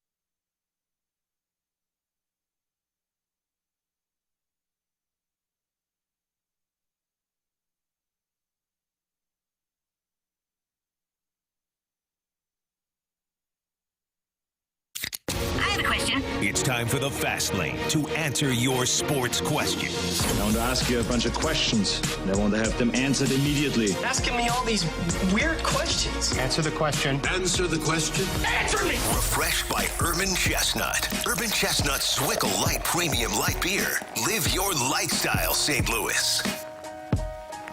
Part 2 of the Sports Six-Pack is right now, 314-399-9646 to the Air Comfort Service text line. Question 3, please, Marshy. Question number 3. Question 3 comes from Pork Chop. Oh, all right. Hey, Pork Chop. I know the Ducks had probably the worst game they played since the loss to Ohio State last year. Dante Moore had his worst game with 2 picks, but having seen how they've played up until this last week, do you see Dante turning it around and leading the Oregon Ducks to running the table to the playoffs? Okay, well, let's take a look at the old schedule here. I know they've got Rutgers coming up at Rutgers. Don't want to overlook the Scarlet Knights, but that one's a gimme. You got Wisconsin, who's terrible this year. Iowa has an outstanding defense, but they're Iowa, so they can't score. That is in Iowa, so maybe a small landmine game there, but still going to be favored. Should be fine. Minnesota isn't on your level. USC, but you get them at home, and then Washington at the end of the year. That is a very winnable schedule. So I would say yes. Dante Moore rebounds. Oregon rolls. I trust Dan Lanning is not going to have a James Franklin-esque collapse here with his Oregon Ducks. Very well coached. Usually they're the more physical team. They weren't last week against Indiana, but still had chances to win late in that game. So, yeah, they should be favored in every game. If Oregon had to go to USC, maybe that would be tougher, but Oregon's still better overall than USC. I say they run the table. The rest of the Big Ten schedule here doesn't scare me. Question number 4. From the 636, what needs to happen in the coming years for the Blues to go from playoff team to cup contender? Well, you have to see the growth and the development of key players. So Holloway, Kyrou, Thomas have to continue to get better. Jimmy Snuggerud has to continue to be a more prominent figure. Dalibor Dvorsky, Otto Stenberg, they've got to make their way onto the NHL roster. Logan Mailloux has to become a top 4 defenseman. Philip Broberg has to continue to develop. Joel Hofer. You can see where I'm headed with this. Mm-hmm. You have the pieces. You currently have the pieces. Those pieces have to develop at the rate that you think that they can develop at, or, if nothing else, stay consistent, which would mean Robert Thomas and company continuing to score a lot of points. That, to me, is how they go from playoff contender to Stanley Cup contender. Question number 5. From the 618, with the Dolphins being an absolute disaster. What do you mean? Well, Anthony, they're not a good team. Should they blow it up at the trade deadline and sell off Waddle and other players? No, I don't. And Anthony, I'll let you answer this too, but obviously, I don't.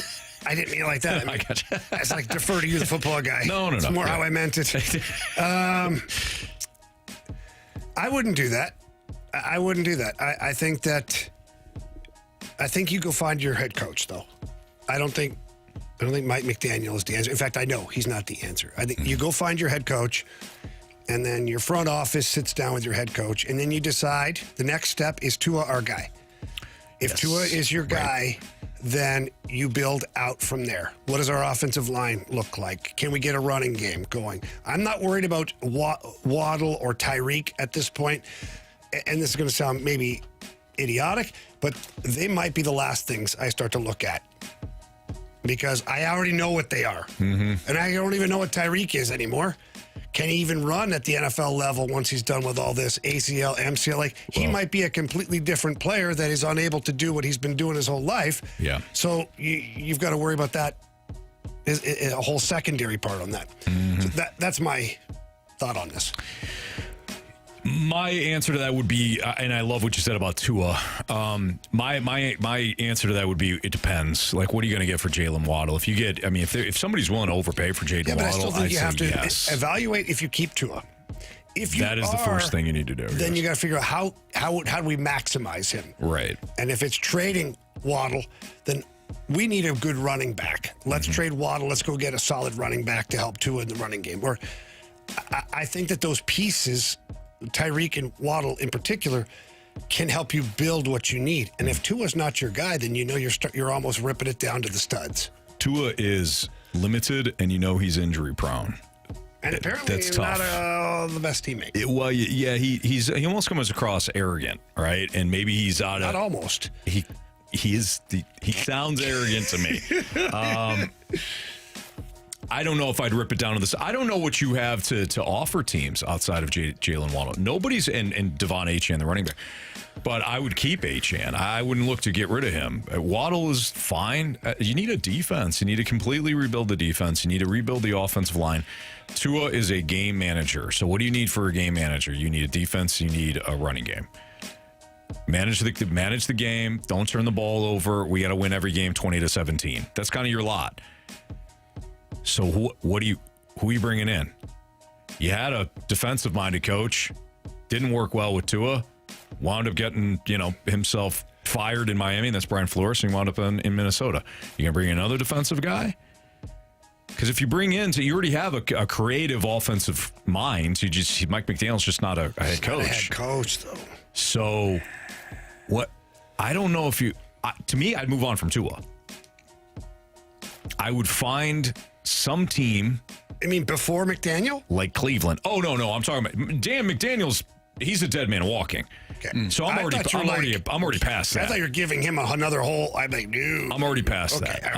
I'm getting through the season. If Tua winds up healthy, I'm fielding trade offers for Tua, and I'm starting over at the position. Are we sure it is the head coach? Because that would now be 2 head coaches gone with Tua under center. Well, Mike McDaniel, I think it can be a separate issue. I know what you're saying, but Mike McDaniel is an offensive coordinator. Well, he's not a head coach. Yeah. That team is falling apart. Like, you can't keep that head coach because no matter who comes in next. Oh, I understand. The prisoners are running the asylum right now. And it's a culture problem. And he's just sitting there like with that blank stare on his face, like, I don't know. We'll find out. We'll figure it out. Right. The quarterback's calling out all sorts of players. Like, it's not the way it should be. I think Tua needs a fresh start someplace else. And I think the Dolphins have a culture problem, and they need to overall.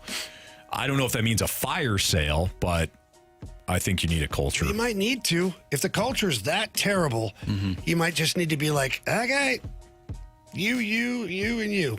You're on the block. See ya. Jinx. Question number 6.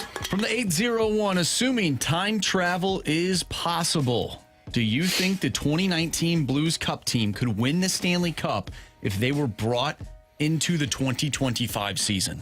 Absolutely. Look at the model. Yeah, damn right we do. No, but look at the model. Look at the style of play. What are the Florida Panthers doing every year? They're bullying their way to a Stanley Cup championship. They're copying the Blues, Anthony. Yeah, they are. We go back to the Las Vegas Golden Knights. They copied the Blues, Anthony. And they copied the Blues. Maybe not so much the Colorado Avalanche. Yeah, well, no, he's passionate. And I think we need to stay out of his way. They had a bunch of superstars on the team. Yeah, they did. They're very fast. Apart from that, though, like the Florida Panthers, they have a lot of really good players. And they have superstars by default. You know what? They had to take out Jordan Bennington to win that Stanley Cup, Anthony. Yeah, no doubt. And they did. And they did. The Blues are the only team that actually gave him a series. Yep. Marsh, I love your passion here. Yeah. Okay. Yeah, a little heavy. Anthony, I'm fired up right now. I know you are. Boy. Well, you should be because it's round 3 now of the Gauntlet. You better get fired. Get your ass going, buddy. Okay. Where's your passion? Yeah. We'll see if we can slow down David. Next on 101 ESPN.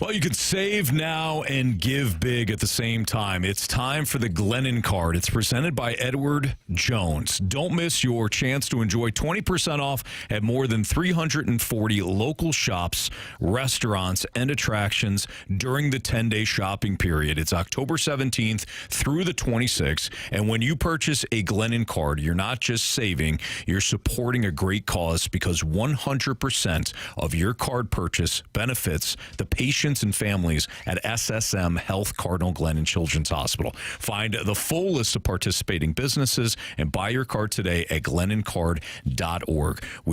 Maybe you've been there before. I know my wife Kristen and I have been there with our son Killian, who had to spend overnight visits when he was just an infant at the Children's Hospital. It's tough. It's tough on families. So if you can, give a little, you purchase, you support a great organization, it's perfect for you. So again, if you purchase a Glennon Card, you're not just saving, you're supporting a great cause. 100% of your card purchase benefits the patients and families at SSM Health Cardinal Glennon Children's Hospital. It's fantastic. So head to glennoncard.org, again, glennoncard.org today to check out that full list of participating businesses when you buy your card.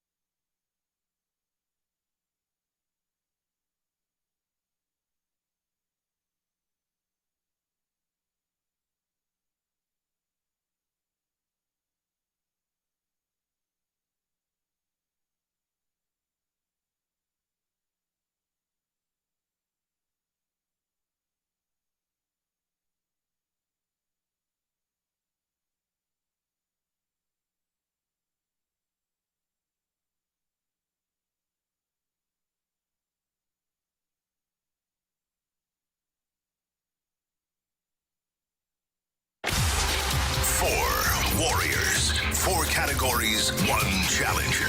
Can you survive the Gauntlet? Brought to you by Blue Note Roofing. Roofing, siding, and gutters. Visit BlueNoteRoofingSTL.com for a free inspection. It's Fastline on 101 ESPN. It is 4:04, your time check. Brought to you by Clarkson Jewelers, an officially licensed Rolex jeweler, with Andrew Marsh and Jamie Rivers. I'm Anthony Stalter. And for a third consecutive show, we welcome in David. What's up, David? Hi, guys. How you doing today? Doing okay. Marsh said that you seem pretty locked in on the phone. I'm pumped. I'm ready. Okay, let's see how you do here. Are you sticking with me? Because you did say that you were going to save Jamie. Well, Anthony, I spent all night and day not giving this a single thought. Yes, I'm taking you. Okay, fair enough. Good luck to you, David. Thank you. You want to know why? Sure. Because you're the best, Anthony. Oh, no, he did it. He did it again. I walked right into it. All You right. should have just said no. I don't want to know. I don't know. Wow. I don't want to know. All right, now I'm starting to take notes here a little bit. Yeah. You're up tomorrow. David could fast lane himself tomorrow, okay? Wow. And Anthony just said you're up tomorrow. He doesn't have confidence in himself to win today. I don't like that at all. Yeah, But honestly, David, I hope you whoop his ass now after that attitude. All right, buddy. Tell Marshy to spin the wheel, please. Spin that wheel, Marsh. All right, so you've kind of nailed what you wanted the last couple of days. What are you looking for today? Well, Anthony's a guru at football, so I'm well-rounded, but anything today, I'm pumped, ready to. All right, well, you're going to get random again 2 days in a row. It almost stopped on hockey. Hockey would have been difficult. Yeah, Anthony's been killing it in hockey. So, all right, David, you know this, but for some of our listeners, each question's worth 2 points. If you use the option, the question then becomes worth 1 point. If you miss the question, 0 points, and if we're tied after 4, we go to a tiebreaker. David, are you ready? I'm ready. All right, here we go. Random, the category, question 1. Okay, with whom did Dolly Parton collaborate on the chart-topping duet Islands in the Stream? I'm going to hope he doesn't know this one off his head. I'll take the options. Was it Vince Gill, Kenny Rogers, or Reba McEntire?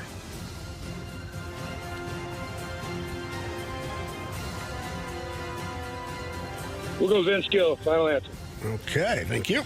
Question number 2. The NBA regular season begins October 21st with the defending champion Oklahoma City Thunder hosting Kevin Durant's new team, the Houston Rockets, who served as Kevin Durant's college coach at Texas.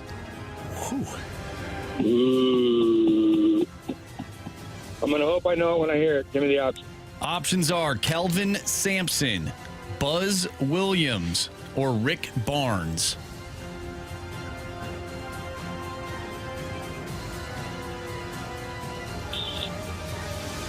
I'm going to say Rick Barnes. Final answer. Okay, this is a fun one. Spell the word iconoclastic. Say what? Exactly. Spell the word iconoclastic. Can I have the word's origin, please? No, I'm just kidding. I wish I knew it. Iconoclastic. Yep. I'll say it even differently to try and help out a little bit. Iconoclastic.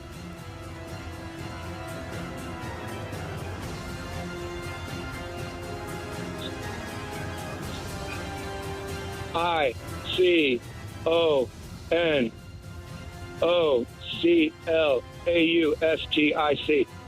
Final answer. Okay. Thank you. Question number 4. A standard full-size piano has how many keys? 88. Final answer. Okay. All right, let's get our guy Anthony back in here. Davey boy, how we feeling? I'm feeling 50-50. That's worked the last 2 days. Let's hope it goes. Okay. I think, Anthony, is that the Fire Up Chips theme song? John right it is. Oh, boy, you, David, you might the be in Fire trouble. Up it is. We know what Anthony happened just the had other day when that CMU Fire Up Chip song going. Hey, you said it right. What? CMU. What, did I say it wrong usually? Yeah, UCM. UCM, you say. No. That's University of Central Missouri. Oh. But you The say Mules. it. You say the it for Mules, yeah. CMU. Yeah, make an ass out of you, Anthony. And me. Yep. Okay, buddy. Category today. Random. Yes. Back of lunch. Yeah. Options, please. Yeah, get used to that one. I don't like this. Okay, Anthony, dial it in here, okay? Okay, all right. Think of Fire Up Chips. Okay. Wait a minute. Question 1. Anthony, pack a lunch. Oh, David's in your headspace. Oh, he said for you to pack a lunch. This is 2 now. This is a double pack. I only packed 1. All right, Judge, we're going to need a ruling here. We can't have David just trash talking throughout the game here. Yeah, okay, yeah. Yep. I mean, he's trying to cross the line a little bit. Yep. I enjoy it. However, Anthony might not. All right. Let's dial it in, Anthony. Thank you, Jamie. Question 1. With whom did Dolly Parton collaborate on the chart-topping duet Islands in the Stream? Options. Was it Vince Gill, Kenny Rogers, or Reba McEntire?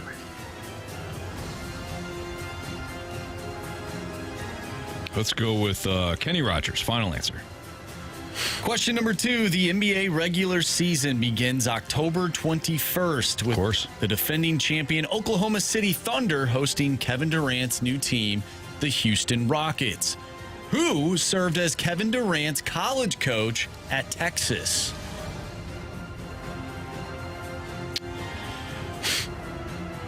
Oh, it had to be Rick Barnes, right? Or was he at? I'm gonna go Rick Barnes. Final answer. I'm gonna trust my gut on this. All right, Anthony. We know that reading and spelling are strengths of yours. Mm-hmm. So spell the word iconoclastic. No. I'll say it again because I said it differently for David too. Mm-hmm. Iconoclastic. Okay. What are my options? Yeah, I'm not even gonna try. That's correct. Okay. I got a 1 in 3 shot. Okay. Here we go. I-C-O. I'll take C. C, final answer. Okay. Ain't gonna matter. It's just gonna go right through one ear, out the other. Okay, question number 4. Ain't gonna matter. A standard full-size piano has how many keys? Oh, man, I don't know. Options. 78, 82, or 88? 82, final answer. Okay. Where to begin? Let's start with question 4. A standard full-size piano has how many keys? Without the options. Of course. David said 88. With the options, Anthony said 82. Marshy, answer is 88. 88. 2-0 David. Let's go to question 3. Spell the word iconoclastic or iconoclastic. David spelled it all the way out. He was wrong. But he had a U in there. Yep. There's no U. All And right. Anthony, you picked the wrong one. Okay. So I will spell it, though, the way it's supposed to be. Was it B? Well, Was it B? it was A. It was A, the one that you... The one you didn't completely- listen to. Yeah, you just didn't want to I wasn't going to listen to any of them, I'll be honest. Iconoclastic. I-C-O-N-O-C-L-A-S-T-I-C. Where David went wrong is he went L-A-U-S-T-I-C.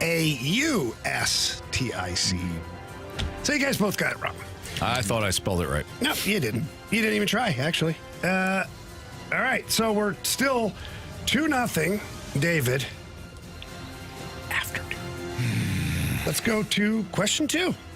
The NBA regular season begins October 21st with defending champion Oklahoma City Thunder hosting Kevin Durant's new team, the Rockets, who served as KD's college coach at Texas. David said Rick Barnes. Damn it. Anthony also said Rick Barnes. Answer is...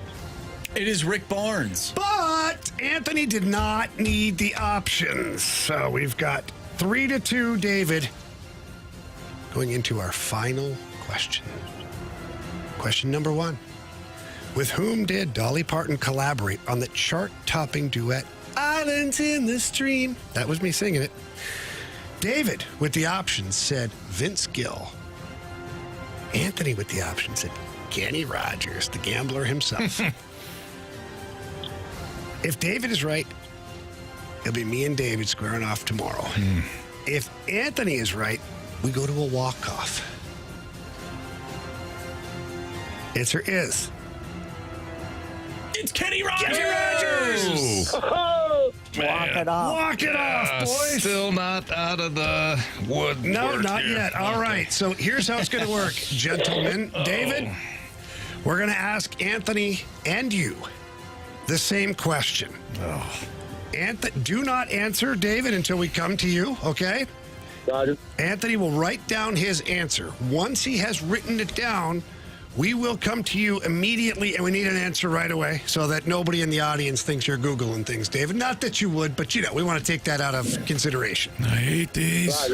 And when we come to you, give us your answer, and then it'll be closest to the pin. Boys, are you ready? No. Ready. Okay. Anthony and David, but Anthony first. When were the California Raisins officially retired? Retired? Retired.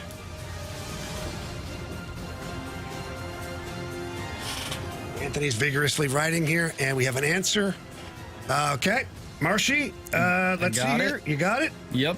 Okay, David, your answer, please. 2018. All right. No calculators needed. So the question again.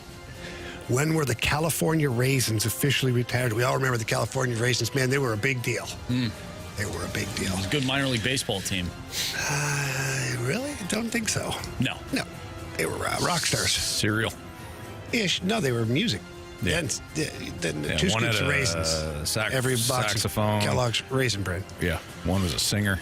Okay, so what year were they officially retired? David said 2018. Anthony, what did you write down? 1998. 1998. David. You have chosen poorly.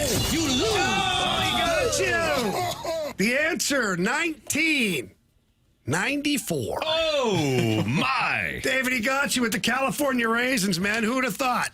Nicely done, Anthony. Thank you, David. That was a hell of a battle, man. I was sweating that thing. I knew Kenny Rogers right after I said the wrong answer, too. So, I can still picture that beautiful gray beard on stage with those beautiful big drums. Yes. And they were singing, Islands in the Stream. Big hair. That is what we are. Yeah. Oh, great job, Anthony. And I guess, Jamie, you dodged the bullet. But I feel lucky, David. Next time I get on, you'll be first, buddy. Okay. If not first, you're last, buddy. Remember that, okay? Nice. That's right. Thanks, guys. Good job, David. Thanks, David. Well David. done, Take care, man. Week. You too. It. Take care. Oh, man. I feel good, boys. Good job, Thank you. That was Fire up, chips. Yeah, Fire up, chips. Fire up, chips. What's their song? Dun, dun, dun, No, but dun, do they dun. have, what, can you sing it? No, I can't. Do you know the words? No. That's right. I mean, at least Marcy's. What was yours again? Pray to the gods? What? What was Nodak? What are you asking No, for? your song. It was terrible, too. Remember? No, that was the hashtag. It was hashtag terrible, UND too. You proud. Yeah, UND proud. What? What the hell? What? It was That's a crab sandwich for both of us. We had a couple different songs that we would sing UND throughout the proud. games. At least, not knowing the words is music. UND proud. We're proud, and we're loud. The hashtag. I used to, the California Raisins, one of the, I don't know if it was like Pizza Hut or something, you can get the figurines. It was Pizza Hut. It was Pizza Hut. Yeah. I was when I was a little kid, I'm like, I want these little figurines. And sometimes they're in the commercials too, I think. Yeah, well, that's kind of where it started. Yeah. So the California Raisins started with a commercial, and then they moved on to, they were like, oh, wait, we got something here. We're going to have our own album. Now, it was okay for the California Raisins to release an album with other people singing. Right. But frowned upon when Milli Vanilli did it. Yeah, right. Come on. I mean, those Marcy's raisins. like, who? Those raisins were also lip singing. Yeah. Tell you what, though, there are no bananas in pajamas. I don't know. You don't know the bananas in pajamas? No, I don't. No, was that tough. from your? That was from your. That was from my childhood. Okay, all right. There's a TV show. Was it? And these bananas would be in pajamas. Oh, you know what? I saw that movie. Bananas in Different movie? pajamas. Was it? Yep. I hope so. I didn't Down want the Marcy stairs. looking at that when he's a child. Yep. Okay. Anyways. All right. All right, Jamie, way to go there. You did it. No, I brought up a child's TV show. You brought up a banana and a pajama. That's your fault. You're thinking of something else. Thinking of a cartoon show. You don't know what I'm thinking of. No, I have an idea. I typically do. It's fair. He probably does. Bet the board next here on 101 ESPN.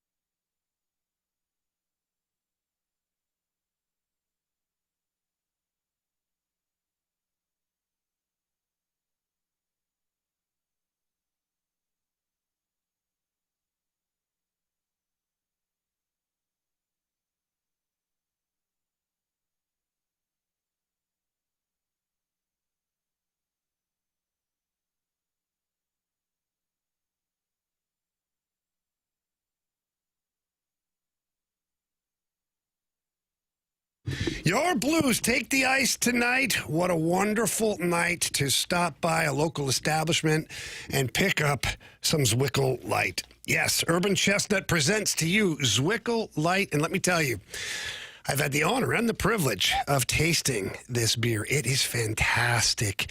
You can drink it anytime at all, but I absolutely love it. Ice cold. We talk about the big beer mug with the frosty ice inside of it and all that. Man, it's so good. And when the Blues score goals, you take a sip of that Zwickel Light. Nothing is better. That's why it's the unofficial beer of St. Louis hockey. And it's not just for Blues games. Whether it's your Mizzou game, the NFL, Major League Baseball, anything you want. You have people over. It's just a night where you want to kick back, relax. You had a tough day at work, maybe. Zwickel Light is your therapist. That's right. I absolutely love this beer, and for not just because it's an awesome tasting beer, but it's also only 95 calories, 3.7 carbs, and locally brewed by St. Louisans. That's the key for me. St. Louis beer brewed by St. Louisans. It doesn't get any better than that. So check it out in your local grocery stores, your liquor stores, wherever you do your shopping. And also you can look at other things over there at urbanchestnut.com. Always great things available over there. Remember, St. Louis, keep it light, keep it local.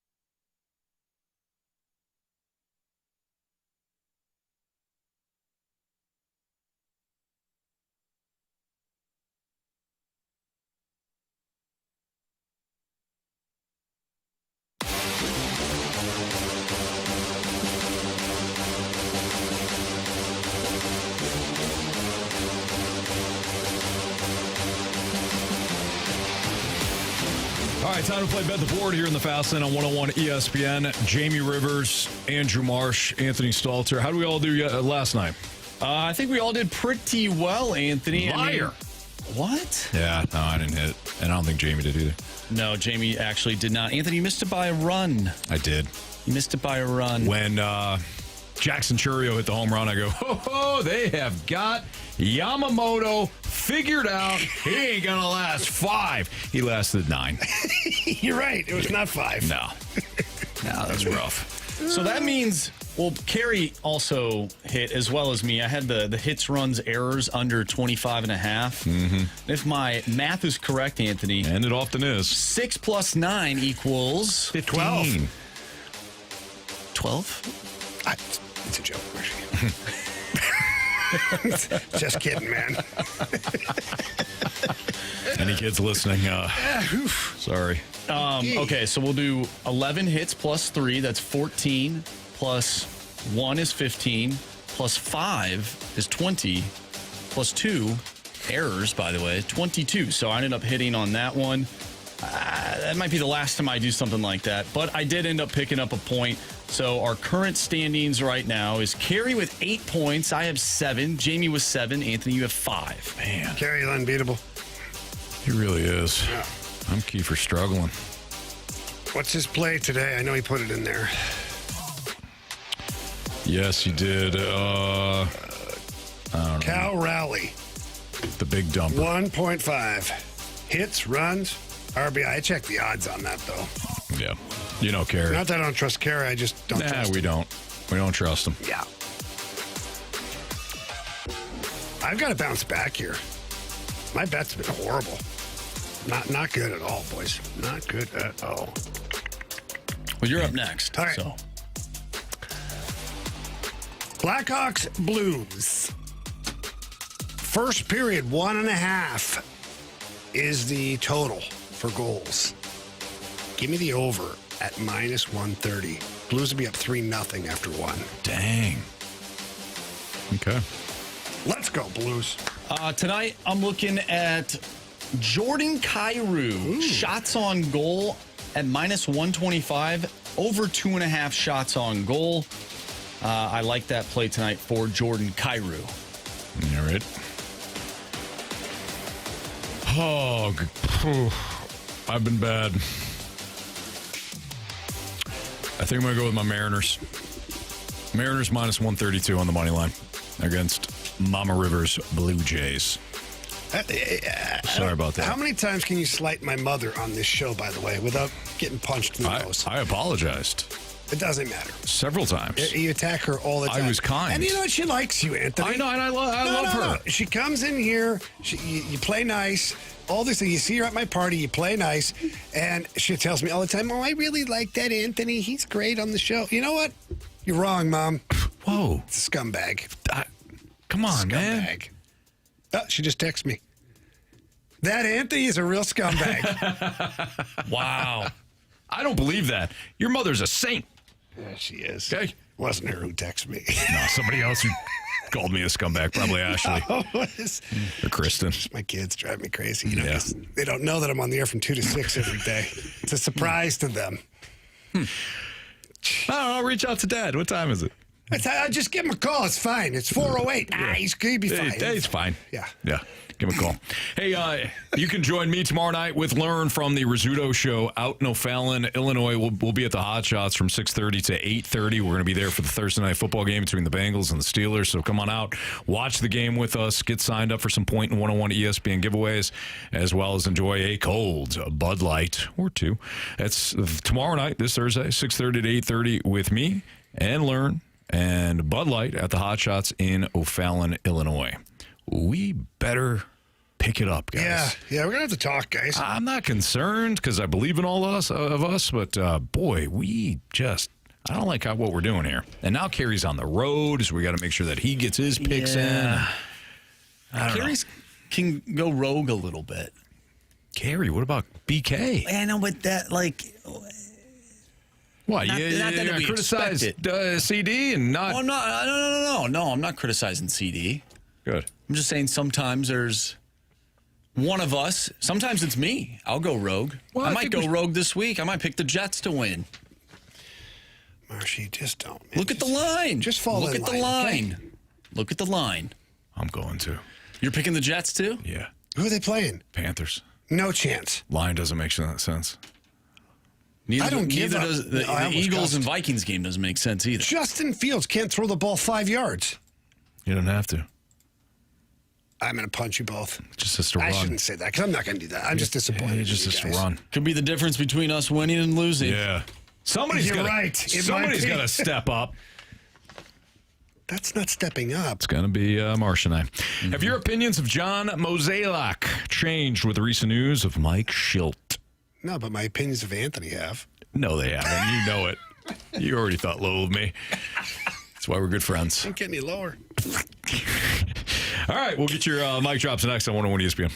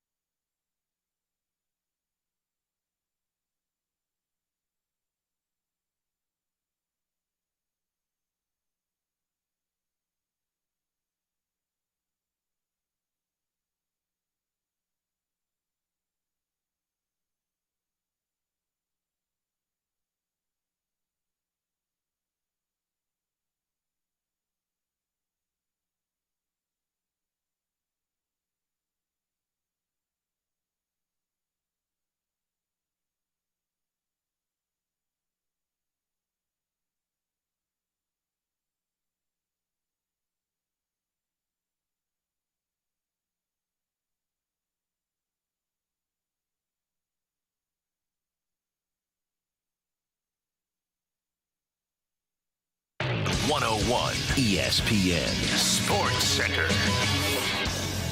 I'm Andrew Marsh. It's time for a Sports Center update driven by Johnny Londoff Chevrolet and Johnny Londoff Autoplex. The Blues back in action tonight, taking on the Chicago Blackhawks.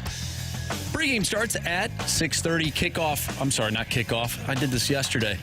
Puck drop is at 8:30, so pregame at 7:30. Puck drop at 8:30. Tomorrow, we will have Bengals and Steelers Thursday Night Football. Pregame starts at 6:30. Kickoff is at 7:15. Well, there's some news surrounding former manager for your St. Louis Cardinals, Mike Shildt, and we're going to dive back into that next right here in the Fast Lane. I'm Andrew Marsh, and the Sports Center update is driven by Johnny Londoff Chevrolet and Johnny Londoff Autoplex. See them at londoff.com. Chevy, together we drive. Are you kidding me?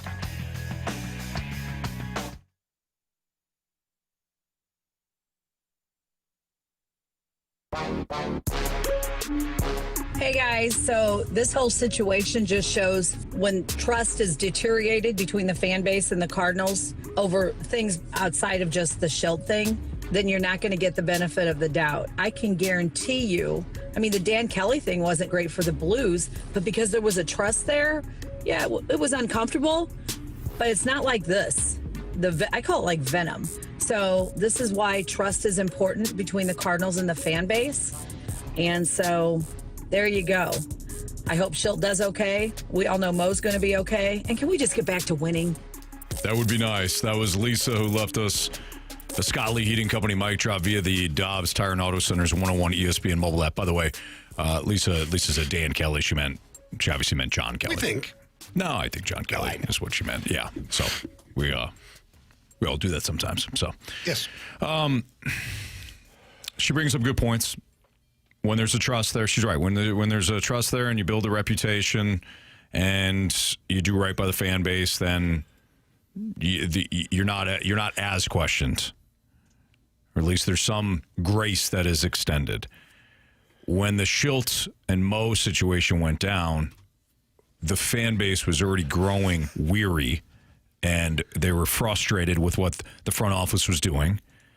And then you fired a manager who on the surface was perfect for your organization, said all the right things, players seem to like him, and then he gets fired after taking the team into the postseason.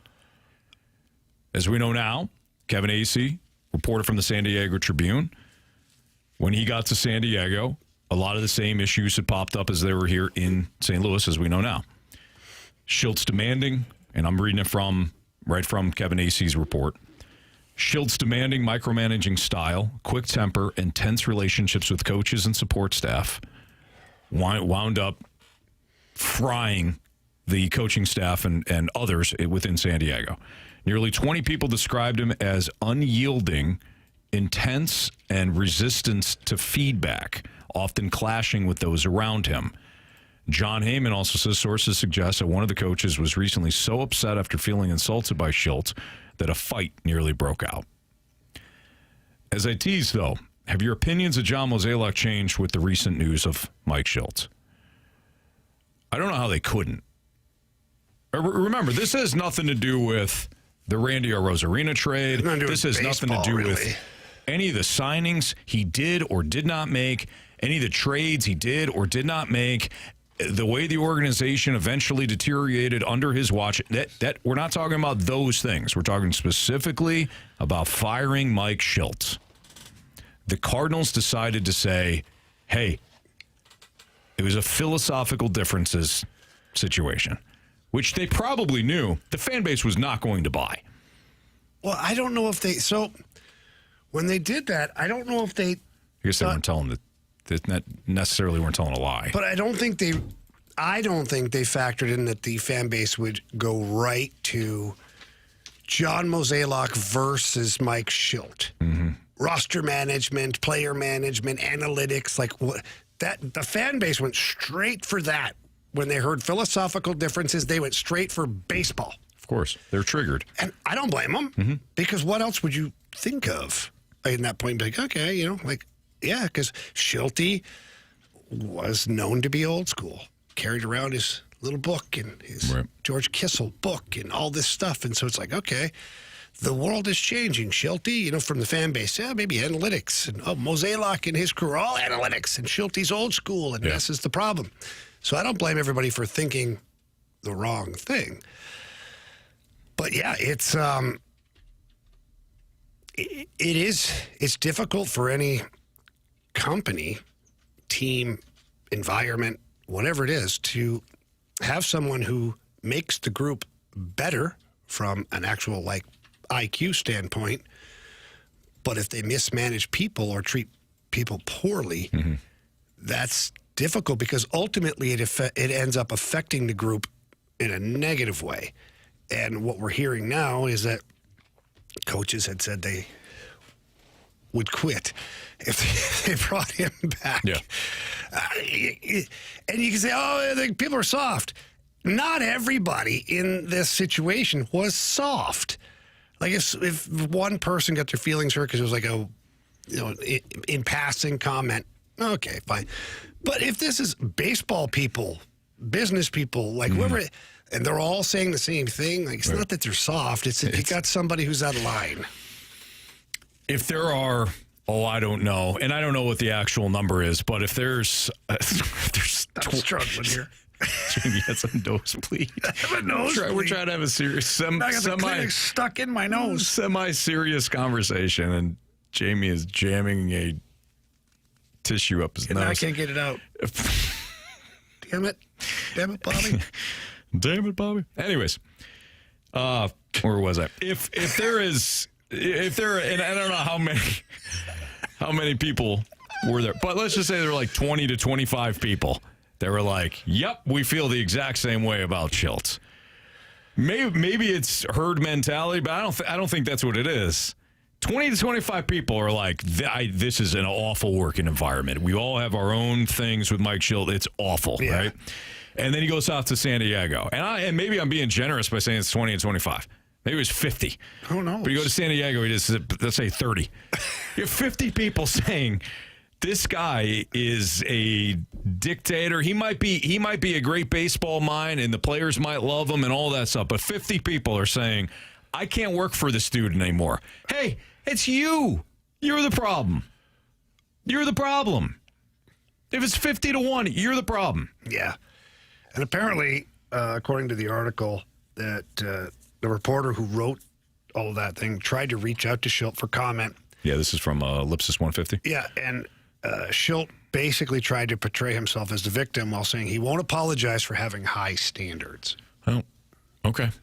Okay, that's fine. Which it was kind of, but okay, let's go back too for a second here, because there was another report within, I don't know, 6 months would you guys say, of when he was let go here in St. Louis?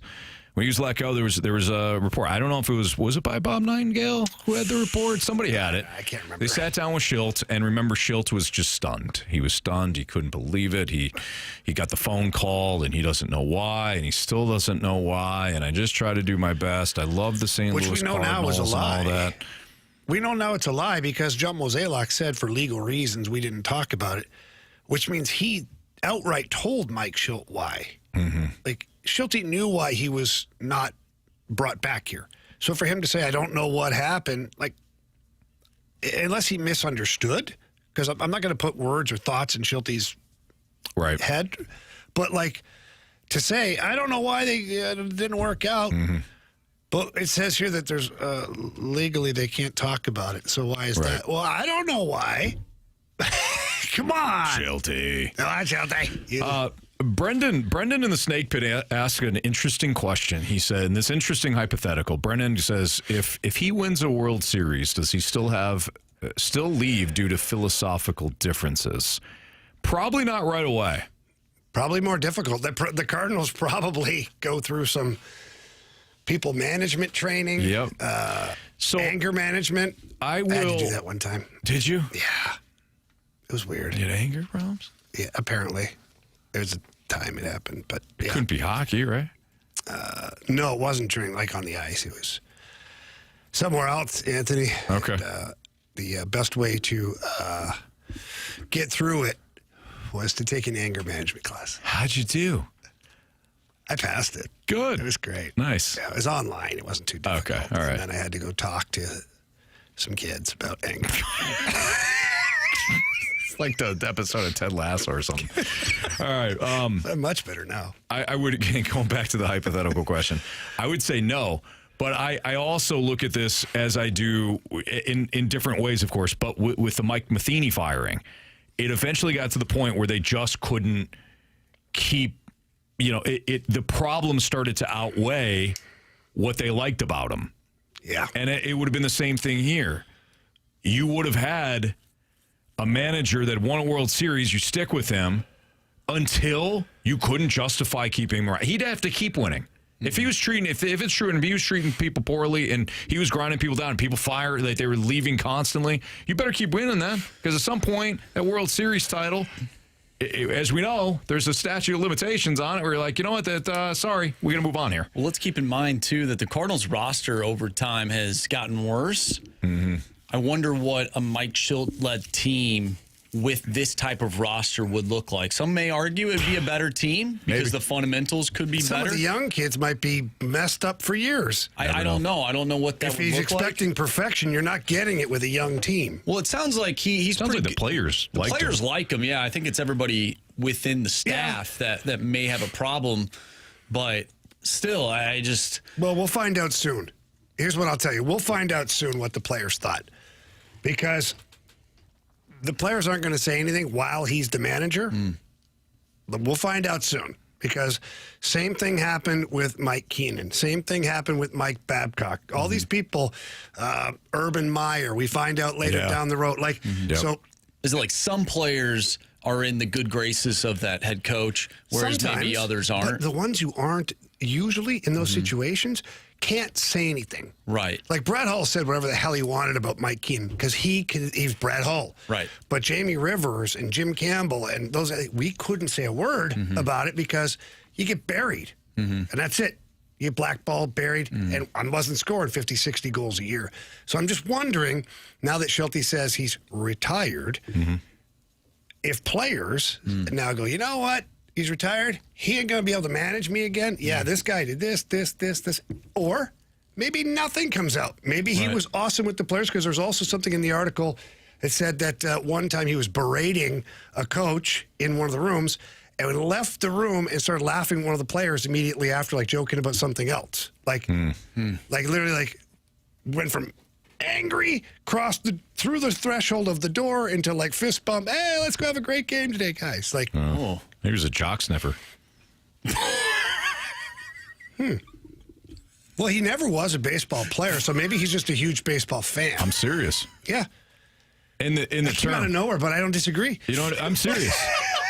Jamie, I'm sure you. Even funnier. I'm sure you had coaches like that too. Like they thought they were a big shot around, the players, and then coaches, crushed people in general. Yeah. Oh yeah.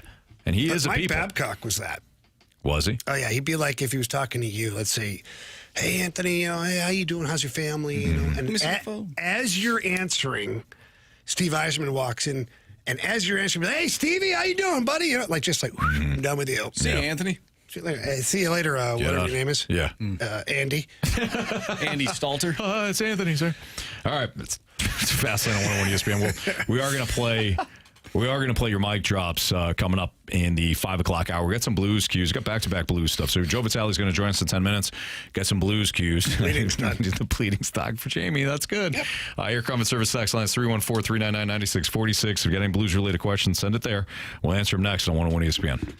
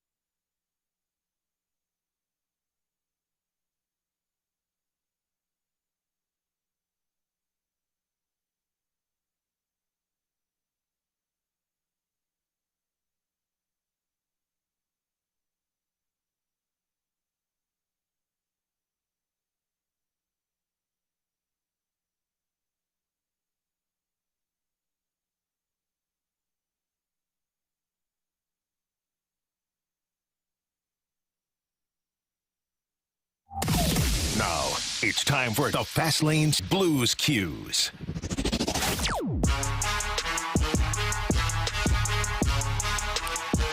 Time for some Blues cues here in the Fast Lane on 101 ESPN. Blues-related questions that you send into the Air Comfort Service text line at 314-399-9646. Don't forget, we also have Joe Vitale in about 5 minutes. So, Marsh, go ahead, rapid fire. All right, Reaper wants to know, what is the Milan Lucic situation looking like? Haven't really heard that much about the Lucic situation in the last week or so. Yeah, Luch is, to my knowledge, is still working through some injuries, or he's healing, rather, getting himself back to go here. And we'll know when the Blues update us. But honestly, he was back here skating while the team was on the road. And to me, the big thing for the Blues is they want to see him healthy and get him to play some games in the minors and go from there.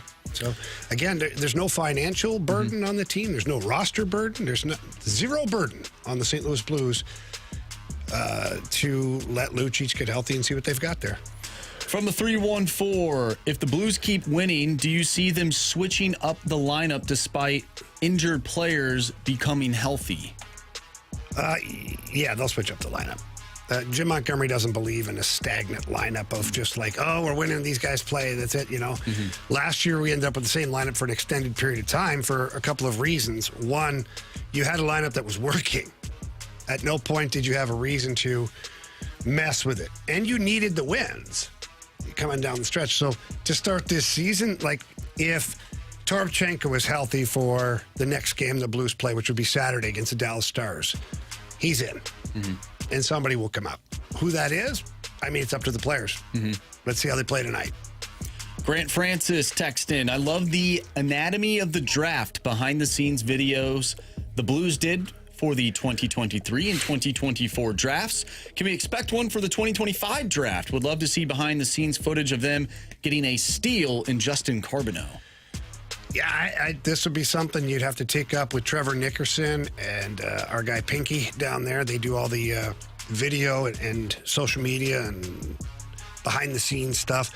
I do know that there's a massive appetite from the public to see these types of situations. We're learning quickly through the Hard Knocks, through some of the other things that are available. Like, I just finished watching the new Face Off from Amazon, which follows the Kachuk boys around.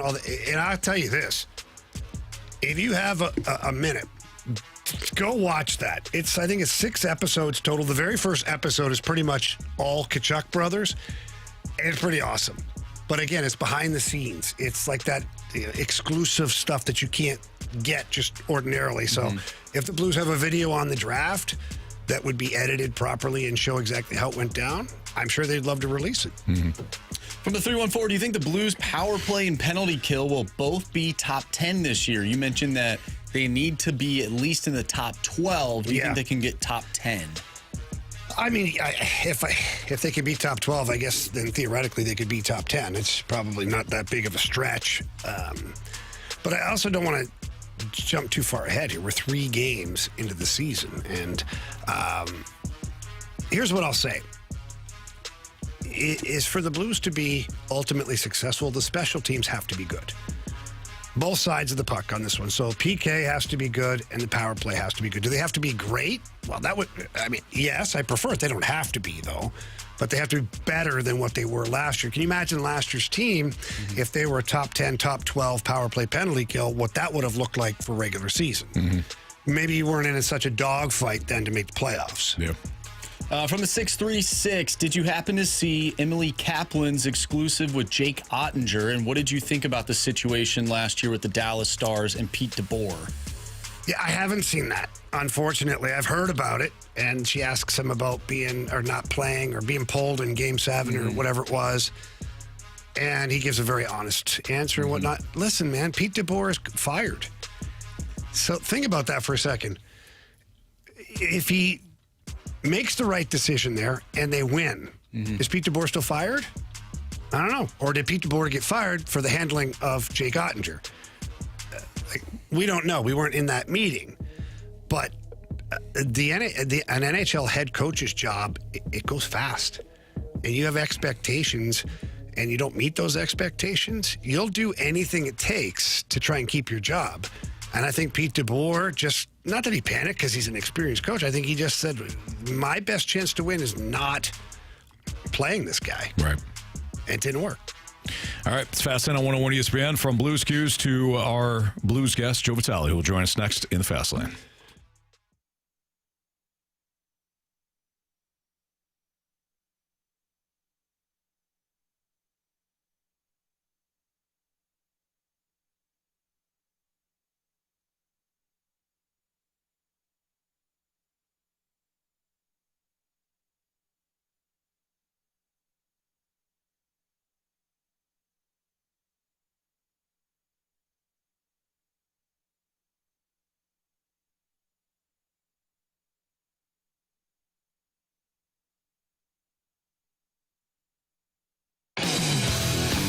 Elevate your performance with Pure Performance, your one-stop shop for all aftermarket accessories. They are the best in the business. I absolutely love going over to their showroom. It's in St. Peter's, located right off of Highway 70. Take the Cave Springs Boulevard exit. Get inside, ask for Shelby or Paul, and ask them for a friendly quote on whatever it is you're looking to do. And also tell them Jamie Rivers sent you in. They love hearing that, too.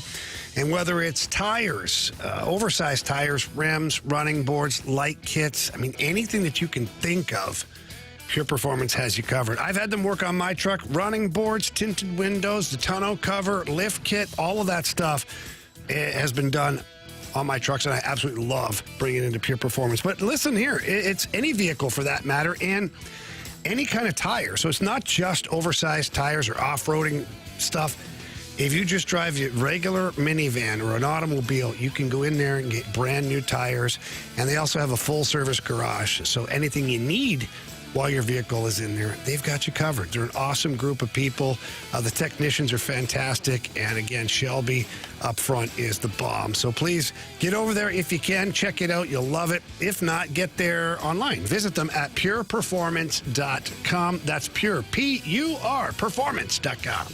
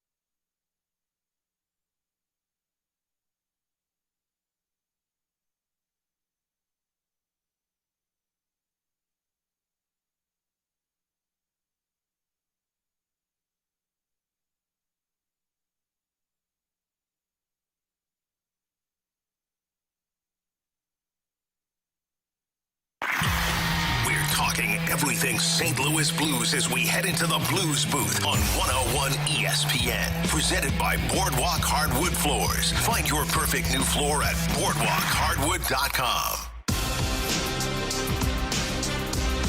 504 Your Time Check is brought to you by Clarkson Jewelers, an officially licensed Rolex jeweler, with Jamie Rivers and Andrew Marsh. I'm Anthony Stalter, and we head to the Collier and Thompson phone line where our guy Joe Vitale is on the line right now, and he'll be on the line. He'll be on the call tonight alongside Chris Kerber for the Blues and the Blackhawks right here on the Blues Radio Network 101 ESPN. What's up, Joe?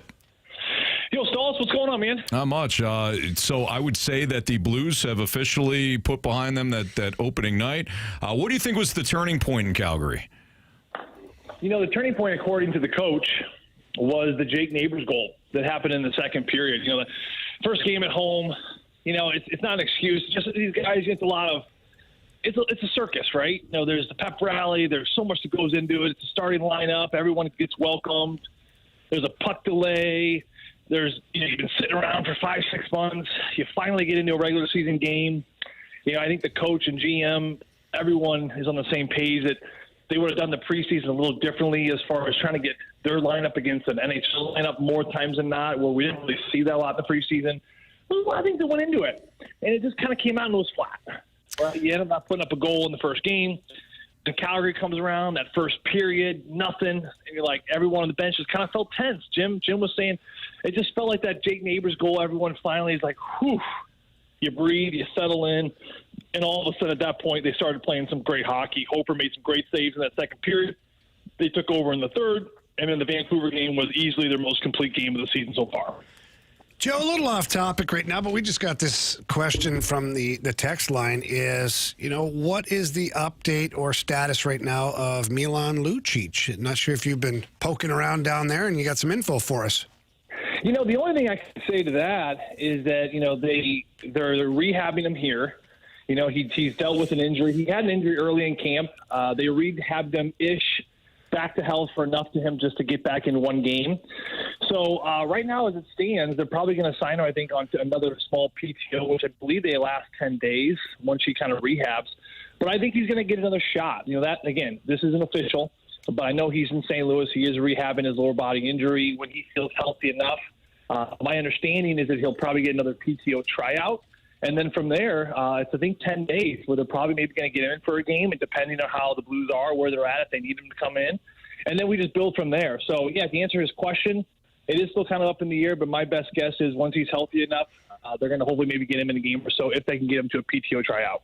Joe Hofer's going back into the net tonight, and not often last year do we see, you know, kind of a back and forth with Jordan Binnington and Joel Hofer. And we were talking about it a little bit earlier, just about how the season's unique here with the Olympic break. But, you know, is this something, in your opinion, that we should get used to seeing at least maybe through the first half? 100%, Jamie. I think we should get used to it all year long, and maybe the foreseeable future, even next year. And I know we're looking way out in the future here, but let's assume nothing changes, and these two are back next year. Both are healthy. Both are playing where they're at right now. I think this is a split we're going to see. You know, you and I were in Calgary in the hallway there before the Flames game talking to Jim Montgomery, and someone asked him, you know, hey, you going with Hofer tonight? Is there anything to that? And Jim kind of looked at us like, what's your point? Yeah, this is what we're going to be doing. I mean, we got two great goaltenders. Why not utilize them? So these games that you thought maybe Binnington's been getting in the last few years, you know, now they're becoming split. You know, Hofer's an interesting story because he comes into the league, and I remember his first year as a backup. They really did a great job protecting him. You know, they got him those games versus Columbus at home. Maybe it was a Chicago team on the road. You know, he was getting some of these, like, games where just, you know, let's ease you into the league. Let's get to winnable games. Let's have the Anaheim Ducks come in on a Thursday in February. You're going to get that game. And they got his confidence really high on some of those games. Well, the next year, he got more responsibility. And the following year, last year, he got some big games. I mean, you look at his record over the last couple of seasons. He's won games in Washington, right? He's won big games in Winnipeg. I mean, all over the map. You know, Florida. He's been incredible down in Southern Florida against the back-to-back Stanley Cup champion. So he's getting more responsibility, and this is a goaltender that's going to be a stud in the league one day. I love the fact that the Blues locked him up here for another few years, and he's going to kind of be that 1A, 1B But look for him tonight to do exactly what he did in Calgary. There's games for these goalies where you come in, you play okay, the team plays great in front of you, you win. There's other games where you got to come up big, the team's got to come up big, and it's a really good balance of goaltender offense. But then, guys, I'm telling you what, there's like 5% of the games where your team's going to be flat at times, and the goaltender is just going to steal the show. And that's exactly what happened in Calgary. Jamie, you were there. Completely stole 2 points from the Calgary Flames, especially in that second period with a bunch of those saves. Joe, you had the opportunity to talk to new Blue Pius Suter before the game in Vancouver. What have you seen from the new centerman for the Blues so far this season? He's just a smart hockey player. He's just a well-rounded pro. He's like a polished diamond. I don't know. It's just, you ask every player, they say the same thing. He's not overly big. He's not overly physical. He's got some quickness to him, but there's not one thing that really stands out about his game. His face-offs up to this point in the year, they've been okay. I don't think he's really ever finished the year over 50%, but he's a really good penalty killer, and he's a very intelligent 5-on-5 hockey player. He puts himself in great positions all over the ice, and that's when you hear coaches and players say he makes everyone around him better. What does that mean? It means he's typically on the defensive, responsible side of puck battles. For example, let's just say there's a puck battle tonight coming out of the Blues D zone, right in front of the Blackhawks bench. They're trying to get out of their D zone, and it's a stalled puck there. Sometimes you'll have centermen kind of get up to the battle, and they're going to kind of ease into in the neutral zone and try to hope that puck pokes free, right? And then boom, they're on the offense, right? And it takes a lot of resilience. It takes a lot of patience, responsibility to say no. I'm going to stay underneath. I'm going to hope for that puck to get out, and if it does, I'll be a step back, but I'll be able to catch up to it. But if that puck goes back this way, right, I got to be on the right side of it. So that's kind of an example in itself of when people say he puts himself in a good position to make everyone around him better. If he's flying the zone and that puck comes in the D zone, all of a sudden he's putting everyone else in a bad spot because now they don't have numbers. So that's what he's done his whole career. Again, he's a pro in that sense, and he's been a fun player to watch. That Joseph, Suter, and Snuggerud line was the best line on the ice in that Vancouver game, and those three will be back at it tonight. Joe, Jordan Kyrou, Dylan Holloway, each without a goal so far this season. How much should Blues fans be panicking, and when will Army make a trade? It's funny. It's funny. That was the line, Jamie, as you remember, and you guys all remember last year. It was such a catalyst for the second half push that they made. Shen in the middle, the responsibility, 200-foot game, and then he had just speedsters that could shoot on the side. It was such a fun, dynamic line to watch, and every night they were impactful in the game. Have they been off to a little bit slower of a start? Yes. They're doing some really great things. But right now, the problem with that line is that your captain, Braden Shen, has been the best player on that line. And that's no disrespect to Braden, but that's just a fact. Braden has been the best player on that line, and that cannot happen, right? Braden, he's creeping into his mid-30s, right? He needs the boys on the wings to go, right? He can't be the one driving the line every single night. Sometimes he just got to be that bystander. He's got to be the passenger. He needs those other guys to be the pilots. And right now, your captain's the one driving it. I was talking to Jim Montgomery a little bit after his press conference this morning. He has talked with Holloway. He's talked with Kyrou. They've looked at some clips over the last couple days. And I think for Kyrou and Holloway, it's back to working. It's back to working away from the puck. It's that relentless pursuit of the puck. I think that they're working pretty hard. I think that maybe they're working in the wrong directions at times. But to score goals in this league, they're not always going to be those pretty ones from the perimeter. They're not going to be like the goals that Dylan Holloway scored in preseason, in those high slots with no one around you. The league is a hard league. It's the hardest league in the world. It's tough to score goals. If you want to be a goal scorer, and these two guys in their own right, they are. A Kyrou can push for 40 this year. A Holloway can push for 30, I think. One day I think he can push for 40. But if you're going to score 30 or 40 goals in this league, I would say maybe 5 to 8 of them are going to be really beautiful goals from the outside where you pick your spot. All the other goals, guys, these are dirty goals. These go off shin pads. These are tips in front. These are the nasty ones. Look at Kirill Kaprizov, the richest man in hockey. How does he score his goals? He scores his goals everywhere. They're nice shots on the power play. They're tips in front of the net. Their third, fourth rebound chances. I mean, he scores goals all over. That's what makes him such a special, dynamic goal scorer. And I think for Holloway and Kyrou, they got to start getting that back into their mindset, where it's got to be the scrappy, the sandpaper, bring your sledgehammer some of these nights, because those are how the bounces are going to start going your way. There's really no reason to panic. These kids, their speed is there. I thought their forechecking has been there. I think they're a game or two away from really having a breakout. Joe, appreciate you, man. We'll talk to you again next week, but we'll enjoy you on the Blues Radio Network tonight, Blues and Blackhawks, with the pregame show starting at 7:30, puck drop at 8:30. Thanks, Joe. Sounds good, boys. You guys have a great night. You too. That's Joe Vitale here in the Fast Lane on 101 ESPN. Well, we asked for your mic drops on the Mike Shildt situation, and you delivered, so we're going to get your mic drops next in the Fast Lane.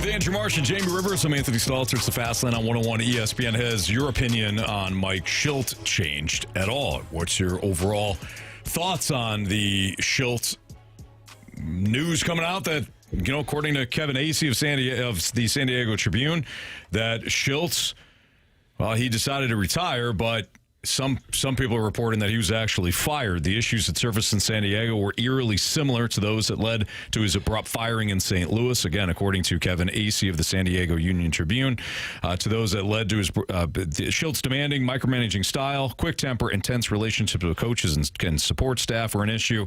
Nearly 20 people described him as unyielding, intense, resistant to feedback, and often clashing with those around him. John Heyman reported that he had a very poor relationship with some of his coaches. Sources suggest one of those coaches was recently so upset after feeling insulted by Shildt that a fight nearly broke out. So again, what were your thoughts? We asked for your Scott Lee Heating Company mic drops via the Dobbs Tire and Auto Center's 101 ESPN app, and you delivered. Here's Clayton. I'm not going to sit here and pretend that I am a Mo apologist and I believed every word Mo said, but that interview with TMA really shed some light in my mind on what was going on, and the fact that it's come out about Mike Shildt the way it has, he was right, and it gives me more respect for Mo on a personal level because they worked together for so long and he didn't want to throw his guy under the bus. So props to Mo for showing a lot more character, especially in the heat of all the adversity that he faced. Rock on, dude. That is an amount of character that you cannot buy in a lot of industries nowadays. I know, excuse me, I know a lot of people that will, still criticize what Clayton just said there. I think Clayton brings up an outstanding point. That is character. They made a decision that they weren't going to destroy Mike Shildt and ruin his chances of coaching or managing again in Major League Baseball. That's the only reason that I can see why you wouldn't just say, yeah, we fired this guy and then release all the information. Because you can use the media that way. You can still have unnamed sources and all that and have a report that is scathing. And then who knows, maybe this guy does not get another opportunity. But they didn't. And really, they gave him a second chance. They gave him a second chance to maybe learn from the situation here. And it sounds like Mike Shildt didn't. And as good as a baseball mind as he seemingly is, he ruined his relationships out in San Diego as well. Yeah, it's tough, right? Because if you're John Mozeliak, for years now you've been drugged because of a decision you made, and yet you've never once said a word. Mm-hmm. So maybe there's higher character there than people thought there was. Let's hear from Nick next. Anthony, Jamie, Marsh.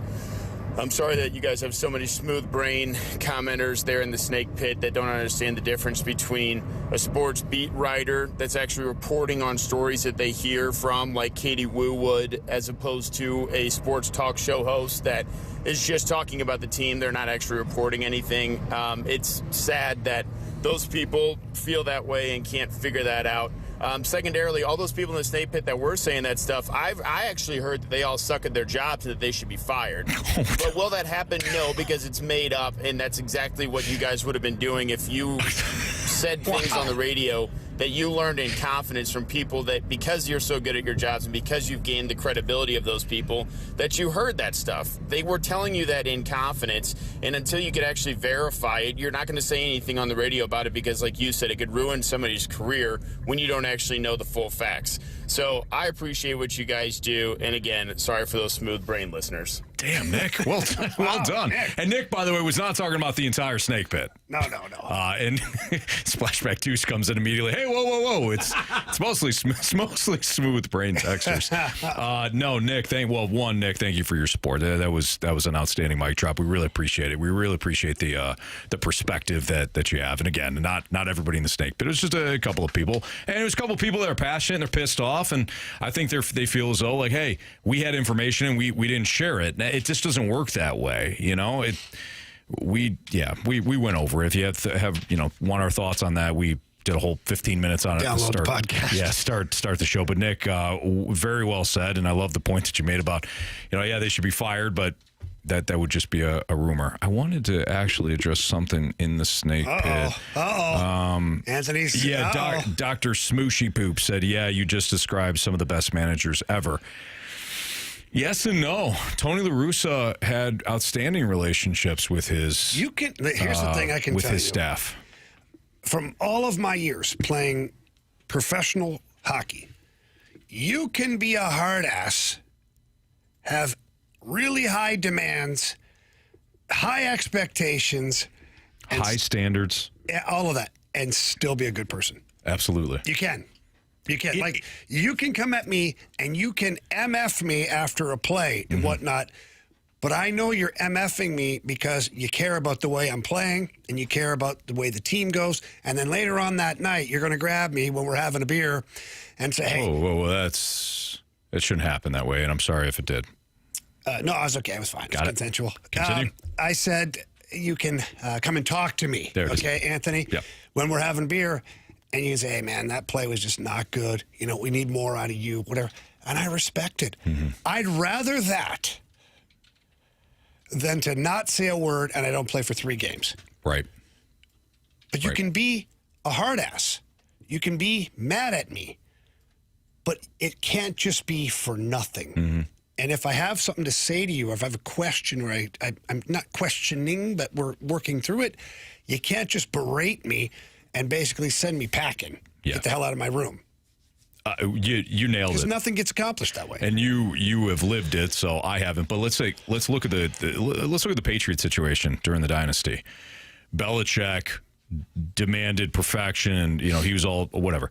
So did Tom Brady, though, right? And to a man, what do players say? They played for Brady, not for Belichick. Why? Because Brady, as intense as he was, as I'm sure he probably was all over guys that didn't do it the right way, yet he demanded a lot because he also cared about his teammates, and he would never ask them to do something he also wasn't caring about himself. So I think there's a way to do it. Waterboy says, Anthony Stalter, do not go up to your flag football players and have a beer with them. No, that's a good call. Yeah, considering they were... No, you have a Kool-Aid. Yeah. Fun dip. Sucker and some Jell-O powder. Yeah. All right, let's hear from Ed next. Guys, I don't think we have anything to say about this Shildt stuff. Cards reported, philosophical differences. Cards' philosophy, we're nice. Shilt's philosophy, I'm not nice.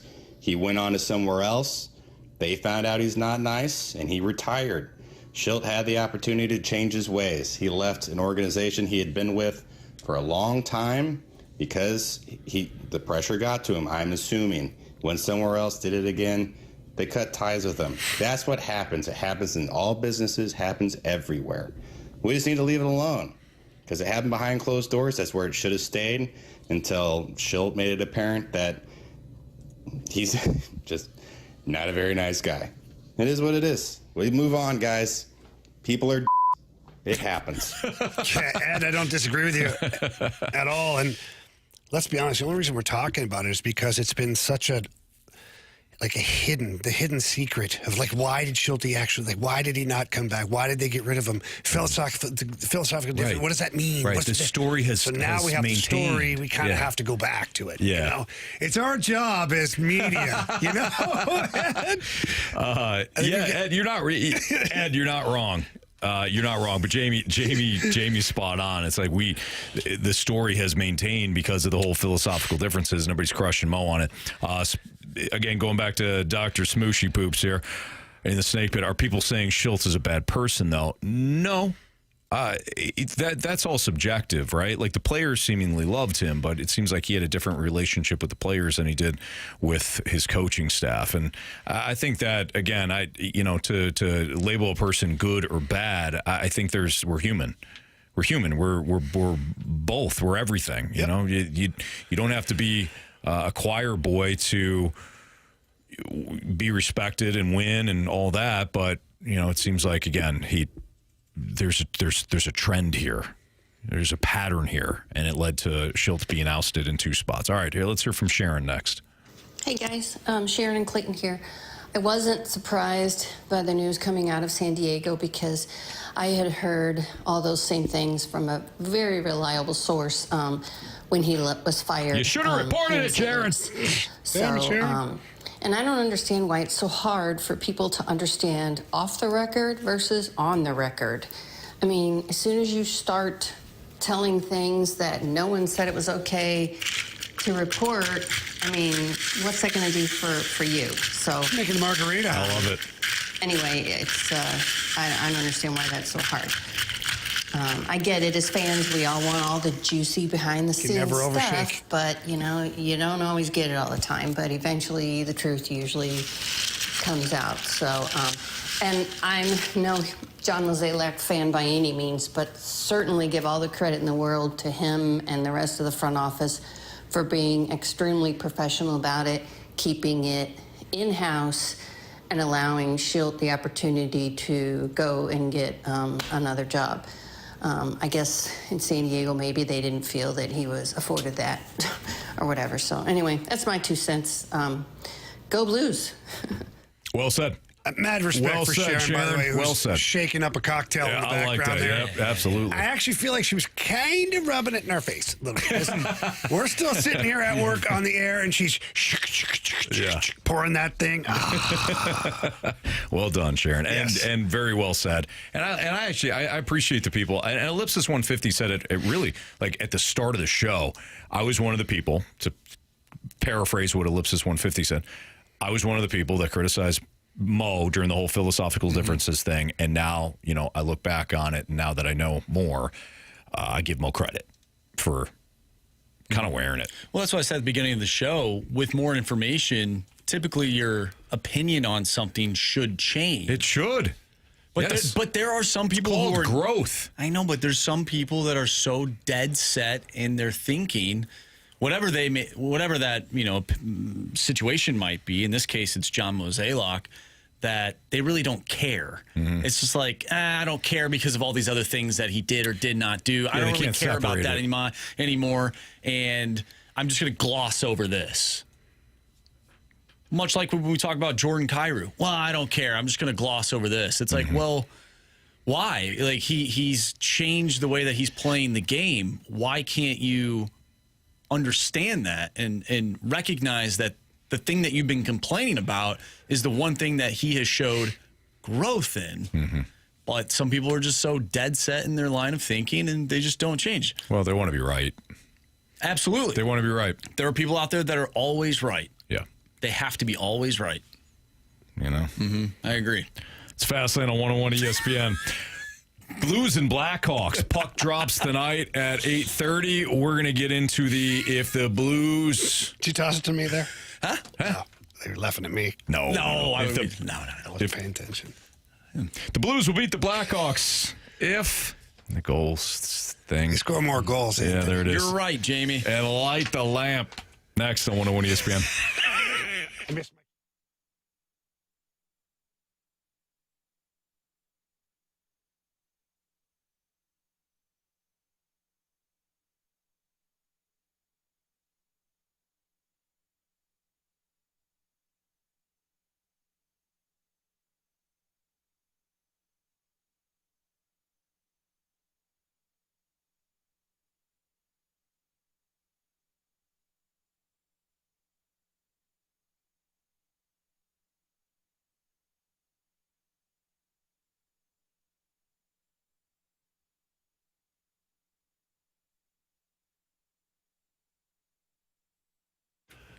All right, NHL action all night tonight. And last night I tried that parlay, and it didn't work out for me. How about just a regular play? We had bet the board earlier today. I like the Blues Blackhawks going over in the first period. It's at 1.5 goals. Right here on the Circa Sports Illinois app, minus 130. That's just one of the several plays you can make using the Circa Sports Illinois app. Super easy to find that, too. We understand that. Go to the website, go to an app store, download Circa Sports, and then do me a favor. Compare it to the other ones that are out there on the market and check out the odds, because Circa Sports, they have the best odds of any app that is out there. Again, super user-friendly, great lines on futures bets. Those are always fun. Those are fun. Pick Stanley Cup champion now. See how you do. Circa Sports has that available. Again, the world's largest sports book in the palm of your hand. Please get on there and check things out. Player props, parlays, all the fun stuff available at Circa Sports. So don't miss out on any of the action. Download Bet Like a Pro with your Circa Sports Illinois app today and join on all the excitement my friends over at Circa Sports have for you. If you or someone you know may have a problem with gambling, call 1-800-GAMBLER or text ILGAMB to 833-234.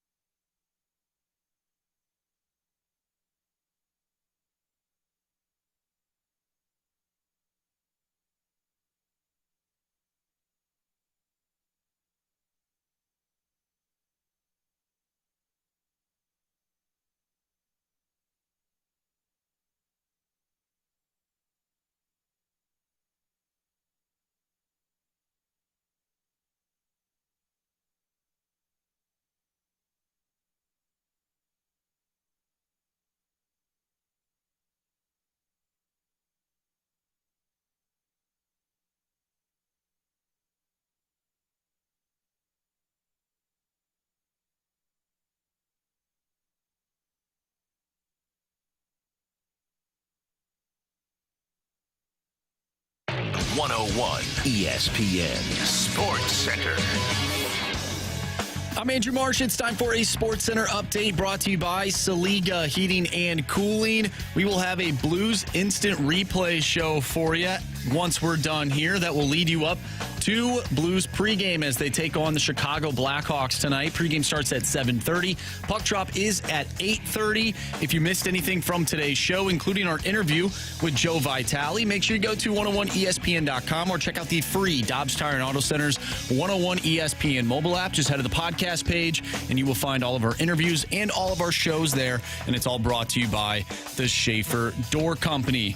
Well, speaking of your St. Louis Blues, the Blues will beat the Blackhawks if, well, we'll discuss it next. Coming up next right here in the Fast Lane. I'm Andrew Marsh, and the Sports Center update is brought to you by Saliga Heating and Cooling, a Daikin heating and air conditioning dealer.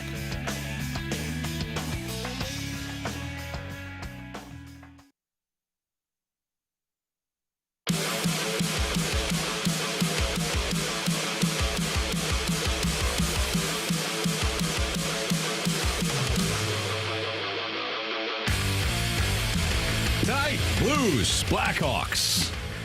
Right here on 101 ESPN. 7:30 pregame with Alex Ferrario. Boy, he's going to be pissed, huh? Why? It's a late pregame. Oh, yeah. Well, Alex is probably pissed. And post. Actually, Calgary, Vancouver games were earlier. Yeah, they were. Yeah. So stop complaining, Ferrario. Huh? Oh, he didn't do anything, right? He didn't complain. We don't even know if he's complaining. I mean, I would be, but... Just throw him under the bus, sir? A little bit. Okay. Did you hear him complaining earlier? No, not once. Your thoughts? Not once. Well, we had a few people texting in wondering why the game's at 8:30. I said because it's on TNT. TNT. I'm dynamite. Hey. TNT. But I will not fight. Oh. All right. The game's later because the Florida Panthers and Detroit Red Wings are playing right now. Selfish. I believe right now. Yes, right now. And therefore, with the post game and all that stuff, that's how it goes. I think it's right now. I think they start at 6. Yeah. No, they start at 7 apparently. 7 Eastern. 7 Eastern. 7's number. You know what, Jamie? 6. You're right. They do start at 7. All right. Jamie. Eastern. If the Blues are going to win. What? How are they going to do it? Well, I think the best thing that they can do coming off the road trip, 2 wins in Calgary, 1 in Vancouver, is probably just score more goals than the other team. Oh, my gosh. What? You're so right. Anthony, your thoughts? It's a bold strategy, but typically give us more. Mm-hmm. Anthony, you were telling me in the office. Please. You were telling me in the office how what the Blues were doing, going to the front of the net. They're giving the puck to the defenseman, shooting the puck from the point, getting bodies in front of the netminder.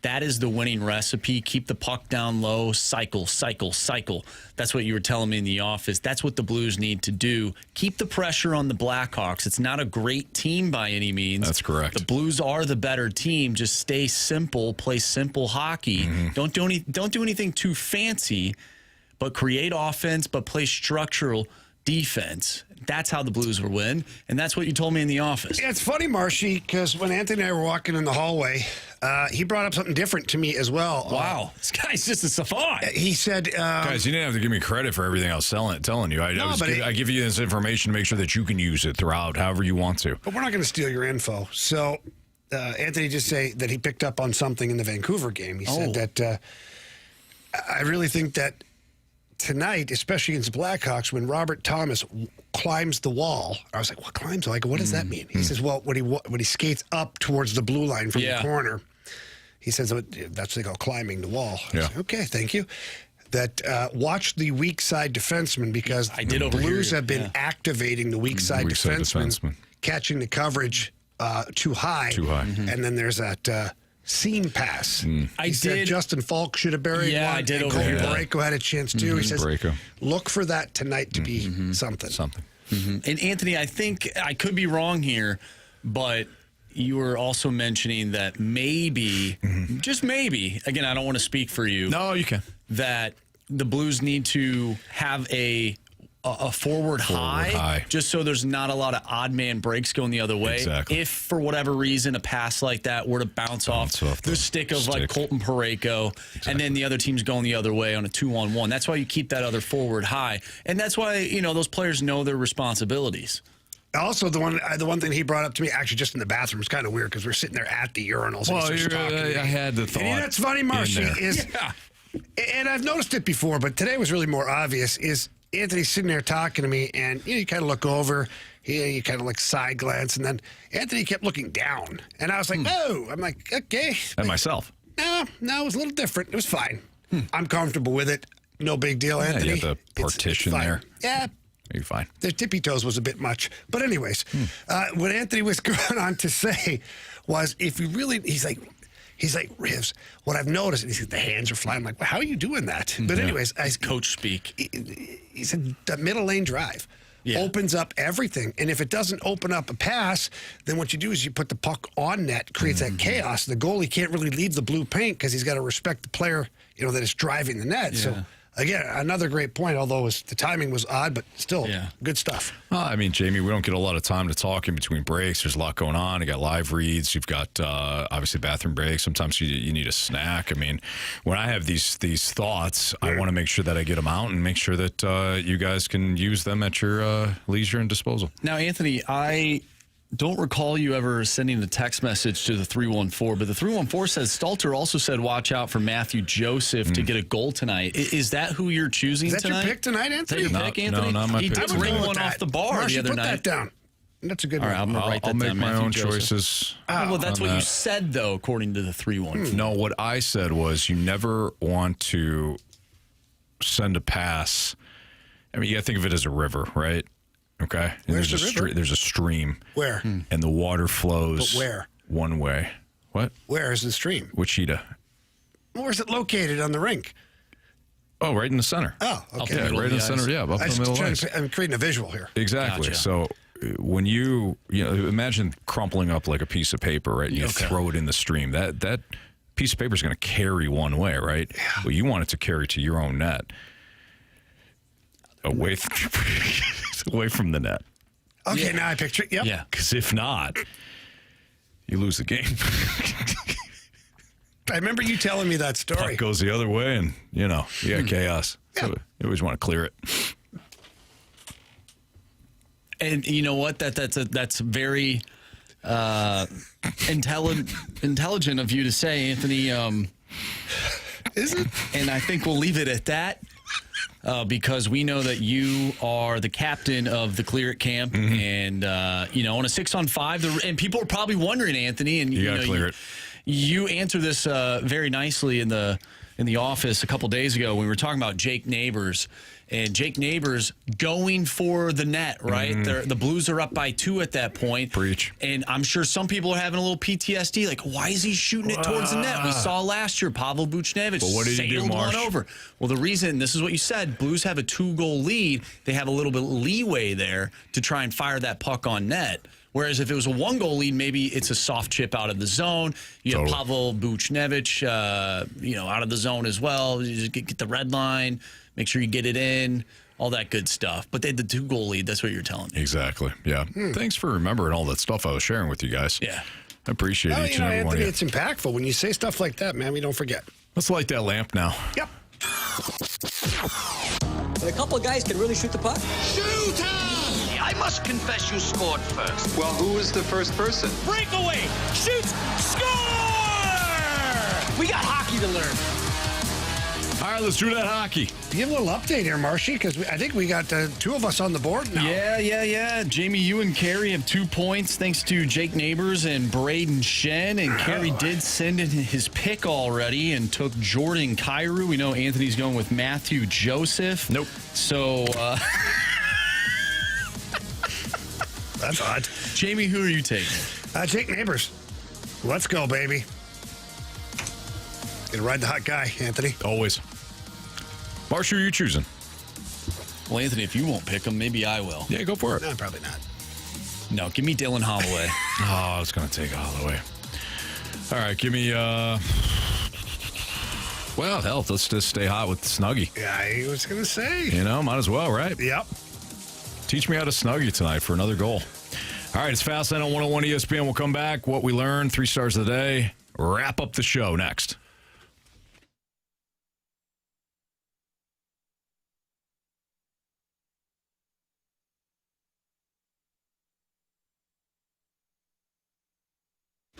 Anthony, one thing I found out a couple of years ago is that I was low in testosterone. And how did I find that out? I visited our friends over at Mentality. I wasn't feeling quite right. And I didn't really talk about it because as a guy, sometimes you feel like you're embarrassed or I don't know, you're not feeling right. I'm a man's man. I don't talk about that stuff. Well, shame on me for thinking that way, first of all. But second of all, finally went in and got checked out. And it was awesome, man. We talked about things, and they asked me questions, and then they did a full blood panel. And that's where I got the answers. Low in testosterone, vitamin B, vitamin D. And now they've got me on peptides, and I feel better.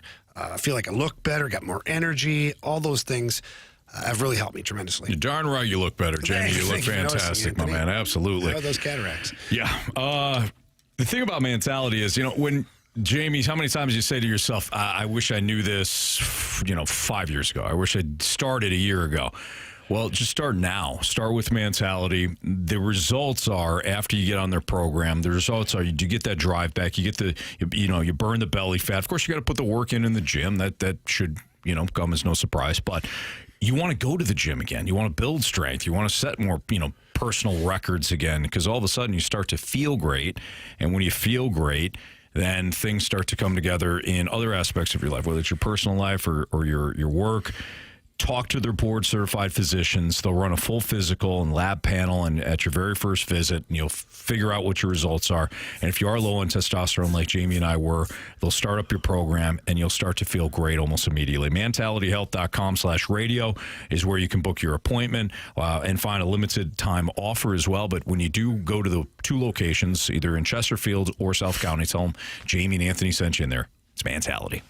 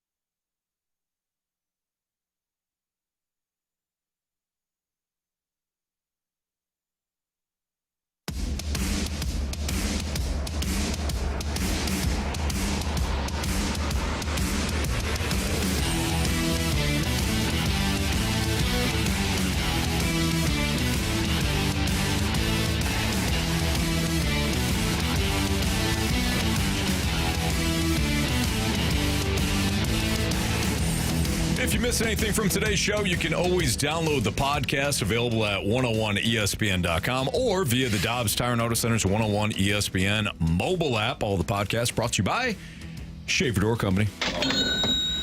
Time to find out what everybody learned today. Marsh, what'd you learn? I learned, of course, that, and I didn't know this beforehand, been playing hockey my whole life, but I learned that there's a river that flows up the middle of the ice, and there's a piece of paper that is crumbled up. I guess it doesn't take in any of the water, but that piece of paper just flows up the river of the ice and clear the puck. That's what I learned. Bingo.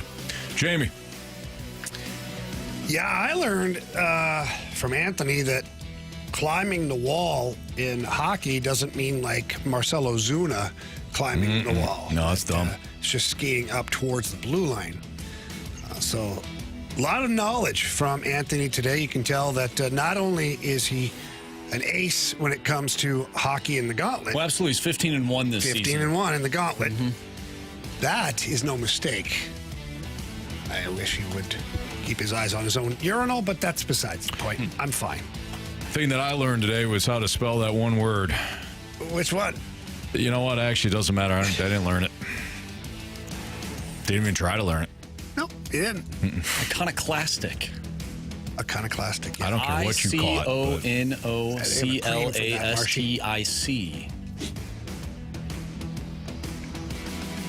That's it. And I was saying a word, and I'm going to pretend like I didn't hear what Jamie said. Don't worry about it. Because I actually didn't hear what he said. You're fine. Moving forward. I'll tell you later. Criticisms and/or compliments. Oh, yeah. Or if you want to go 3 stars, because I threw you off there. Yeah, we might as well go 3 stars here. Yeah, do the 3 stars. Out of time. Marsh goes, and then I saw him look at the computer. I'm like, you know what? The hell with it. What happened there is Marshy called for the breaking ball, and you're that. I threw a fastball. That pitcher that threw a fastball right down the middle. Show him a lesson. Yeah. He did. Anyways. It's time for the Fast Lane's 3 Stars of the Day. Presented by Circus Sports Illinois. Sports betting the way it should be. All right, our 3rd star of the day goes out to Jock Sniffers. Oh, yeah, absolutely. Go Shilty. 2nd star of the day goes out to Homemade Fun Dip. Yeah. Mama Let's go, Rivers. baby. Don't knock it till you try. And the 1st star of the day goes out to the Soft St. Louis Media. Yes. You Nice powder job, puffs. guys. Yeah. What a joke we are. Yep. All right. Don't forget, we got Blues and Blackhawks. Pre-game at 7:30. Puck will drop at 8:30 tonight. Alex Ferrario will have the pregame, the intermission, and the postgame for you. And we'll also have, of course, the call from Chris Kerber and Joe Vitale, who we talked to just about an hour ago. So enjoy that one. We'll be back tomorrow. Marsh, Jamie, myself here in the Fast Lane. We'll break down the Blues game. And we didn't do a lot of football today. We'll dive back into some football. See ya.